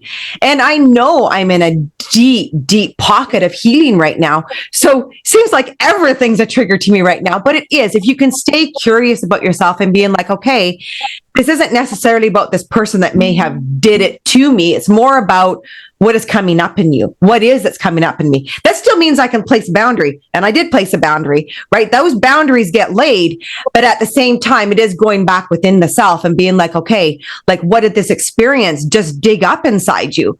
And sometimes it can be massive, right? It's huge and it takes you weeks to unravel it, which is where I'm at. It's taken me weeks to unravel this trigger. But I still, again, say therapy is so, so, so important for anyone coming out of a cult like the Plymouth Brethren Christian Church. Absolutely. To do that by yourself is insurmountable. Yeah. Even if you have mental health training or have been a part of that, like that would be very difficult. There's a reason that therapy exists. It's because we can't get through everything alone. And it's okay to ask for help. And it's okay not to be okay. And there's people there to help and people there to listen. And therapy is one of those things, like it does come with a stigma, especially for people within the church, because they've been told that it's not good. But again, that's their way to control. And it's about choosing you and choosing yourself. Like, you know what? I deserve to feel okay. I deserve to be happy, because 100% people deserve to feel okay and good within their own bodies and secure. And so making choices to help them get to that point, like therapy or whatever that practice is for them. And within the church, choosing themselves was never an option. No. Really. No. And that's super important. It's just like when you go on an airplane, they say put your mask on first before you put your kids' masks on. And when you were getting therapy, like take care of you and then you can help other people. Mm-hmm.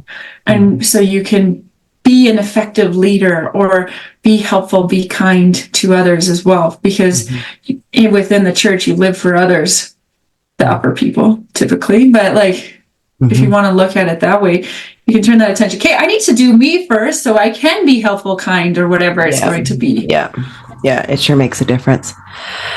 Earlier, Richard had talked about his recipe that they used here. What are your thoughts on what Richard's recipe was all about? Yeah, they did that.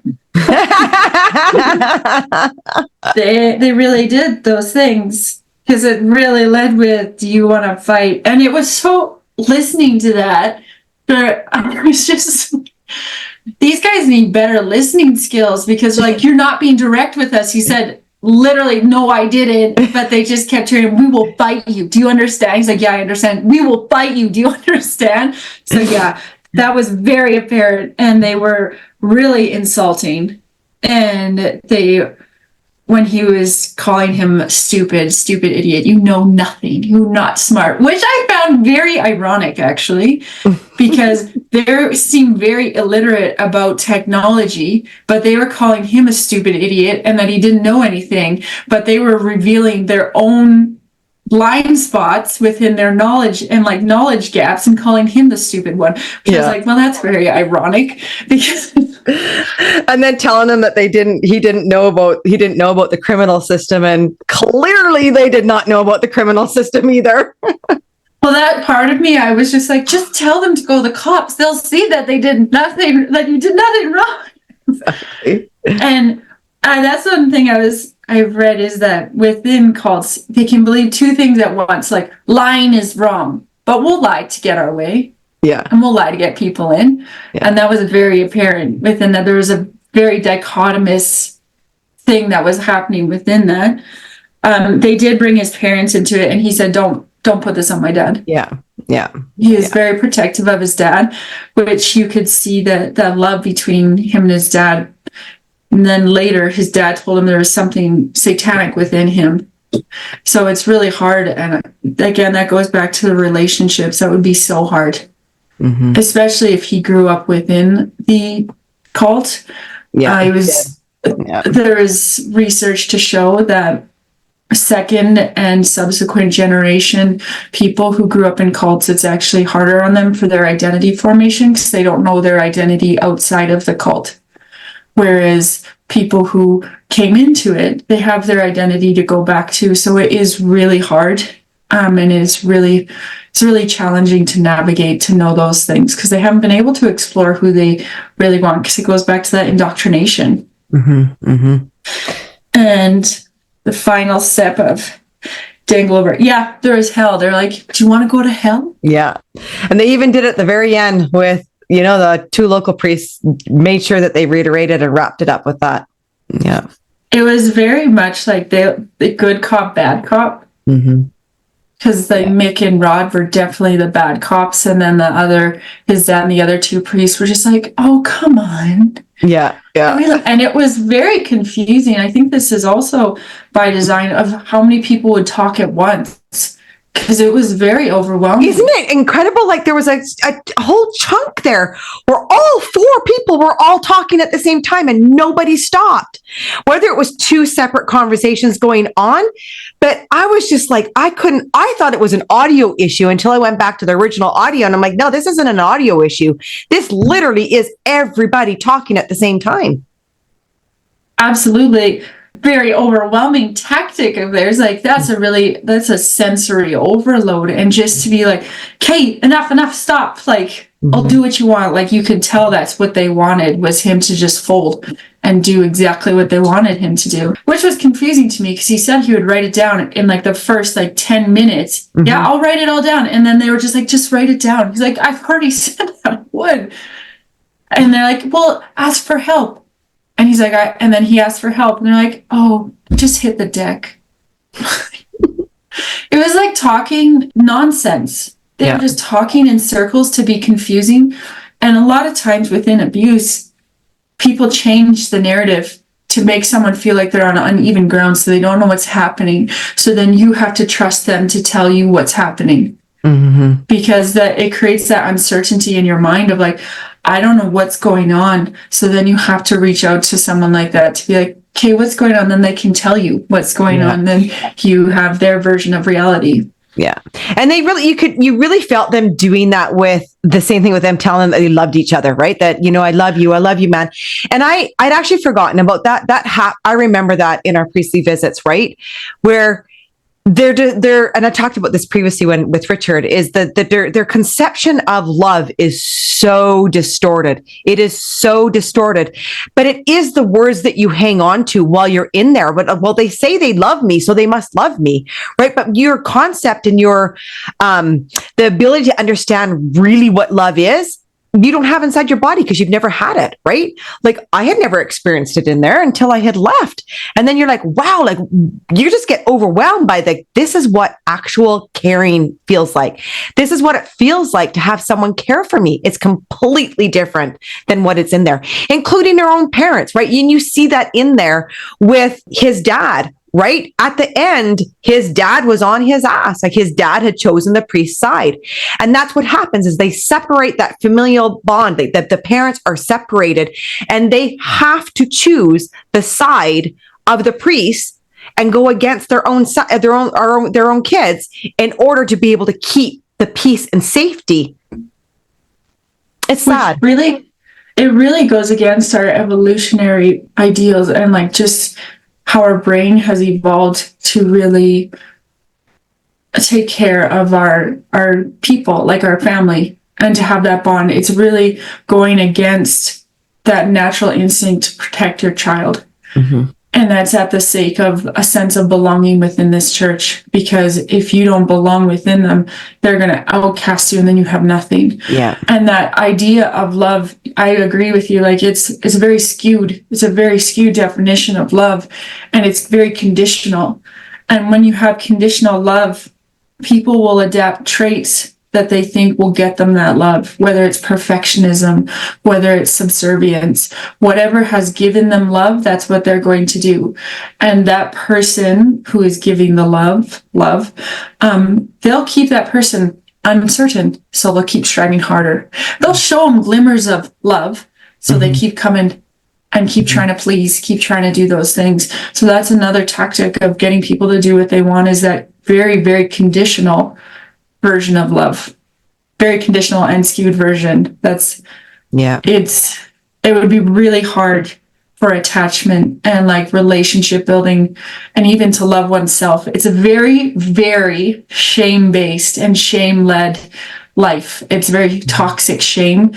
There's this counselor, his name is Bradshaw. I think it's John Bradshaw. He talks about toxic shame. And it is very shameful. And he believes that shame is the root of all addictions and things like that. Mm-hmm. And so they really perpetuate shame to help you to get the version of you they want, which is subservient and not questioning. Yeah. And when you lead a shame-based life, you don't know how to love yourself because your parents didn't know how to love themselves and they couldn't teach you. Mm-hmm. And they are actively trying to tear you down. And so that inherent right to love yourself is taken away. So toxic. It's just like my heart is just shredding right now because it's just, there's so many things that I know I will be healing for the rest of my life, but it makes me so sad for the families that get split up over this, right? Like it's one thing to sit here and talk about it. It's another thing to live with it. And again, I'm just going to reiterate this, that it is so, so important to try out therapies. Just try them out like you're going shopping for a new piece of clothing. It's a life force that you can't live without. It's lifeblood that we need in order to continue walking through this. Yeah. Absolutely. And it helps people to identify the patterns and thought processes that were adapted for survival within there. Yeah. Because we do the best we can with what we have and we try to survive. And so we have to adopt those things like within those situations. So people have to adopt those thought patterns for safety in essence, because when you start questioning it, you get things like these priestly visits, which are horrific. Yeah. They're abusive. They're horrible. And I think it is really important to like identify like therapy is for everyone. It isn't, it doesn't confirm that you are mental or anything like that. It confirms that you were subjected to a really crazy set of circumstances that were unhealthy and toxic. And therapy helps unwind it. Yes, absolutely. And even for people who didn't experience like growing up in the cult or like something like that, therapy is great for them too. Like therapy, if you need help with anything like that, navigating relationships, learning new skills, and helping build that mental health, that is so important. And I think it's really important to remember you are worthy of love, real love, and to love yourself. And inherently, you were born with that, and they've taken that away from you when you're in the cult. Yeah. Yeah. Wow. We'll leave it on that. That is a beautiful statement to end this with. I really, really appreciate you, Shanelle. We really appreciate you weighing in on this. I knew with all your religious trauma studies that you would be able to give a very thorough explanation about what was actually going on inside here. I really want to end this podcast with a song from Bruce Thompson from Coventry, United Kingdom. And I just want everyone to really sit with these lyrics. He poured his heart and soul into this song. I have never had a song give me so much healing as listening to this song over the last couple of days. Thank you so much, Bruce. I will put links to his social media of where this song is. I will add links to the articles that Shanelle has talked about, a link to the book, The Body Keeps a Score, links to Stephen Hassan's articles and his own website. And I just want to let everybody know that I will include a Dropbox link to just the audio of this priestly visit. And if you are in therapy for what you endured in the Plymouth Brethren Christian Church, you're welcome to take this link to your therapist and have them understand exactly what you endured in your priestly visits and dissect what parts of this priestly visit were similar to yours. And it helps them understand what we really went through versus them trying to grasp the concept of what it could be. I don't think a lot of therapists fully understand what we endured in our priestly visits until we have something like this that can give them an idea of what it is that we endured. So please look below in the description of this podcast for a Dropbox link to just the audio of this that you can send to your therapist.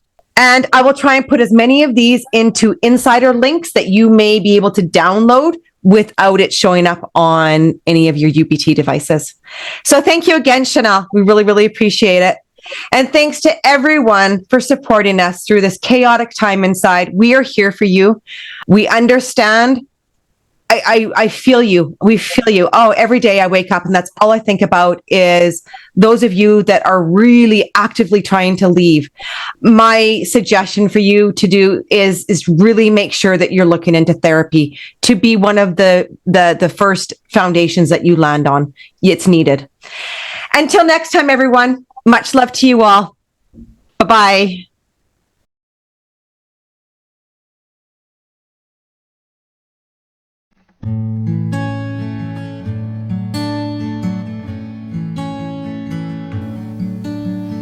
Money and power and nothing without control.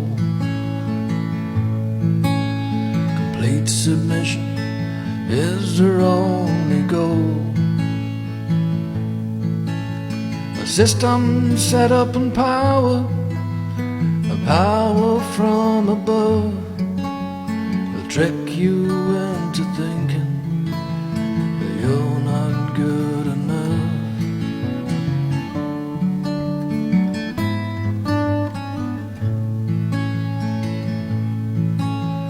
Crimes unspeakable happening under the nose. They sweep it under the carpet, is how it goes. So long as you still have money, they can take a few. They gladly ignore the wicked deeds you do. If you ain't got nothing, you got nothing left to lose. Still have your dignity, you can still choose. If you don't comply, they'll abandon you. No need to worry, it's just what they do. Now that I'm free, I got nothing to lose. I can just sit here and sing my freedom blues. Now I'm free from the shackles and the chains. Eyes are open, free from the rain. I can walk, I'm almost running. I have my own mind, make my own decision. I'm free to decide. If you ain't got nothing, you got nothing left to lose. Still have your dignity, you can still choose. If you don't comply, they'll abandon you. No need to worry, it's just what they do. Now that I'm free, I got nothing to lose. I can just sit here and sing my freedom.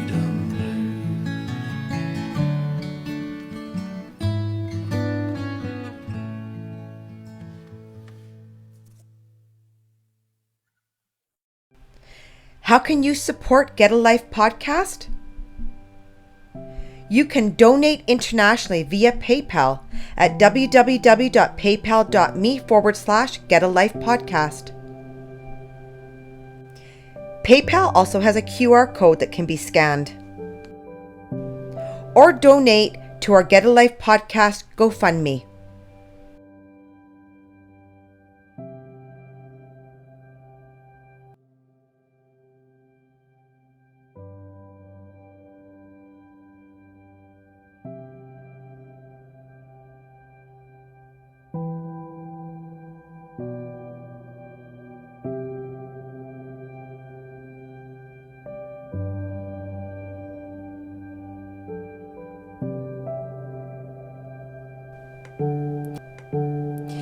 If you're in a high-demand religious group and need help, please go to oliveleaf.network. To share your story or be a guest on the show, email info.getalife@proton.me. Check out www.get-a-life.net for Get a Life merchandise, books, and ways to support or get support. Please remember to like this video, subscribe to Get a Life, and comment.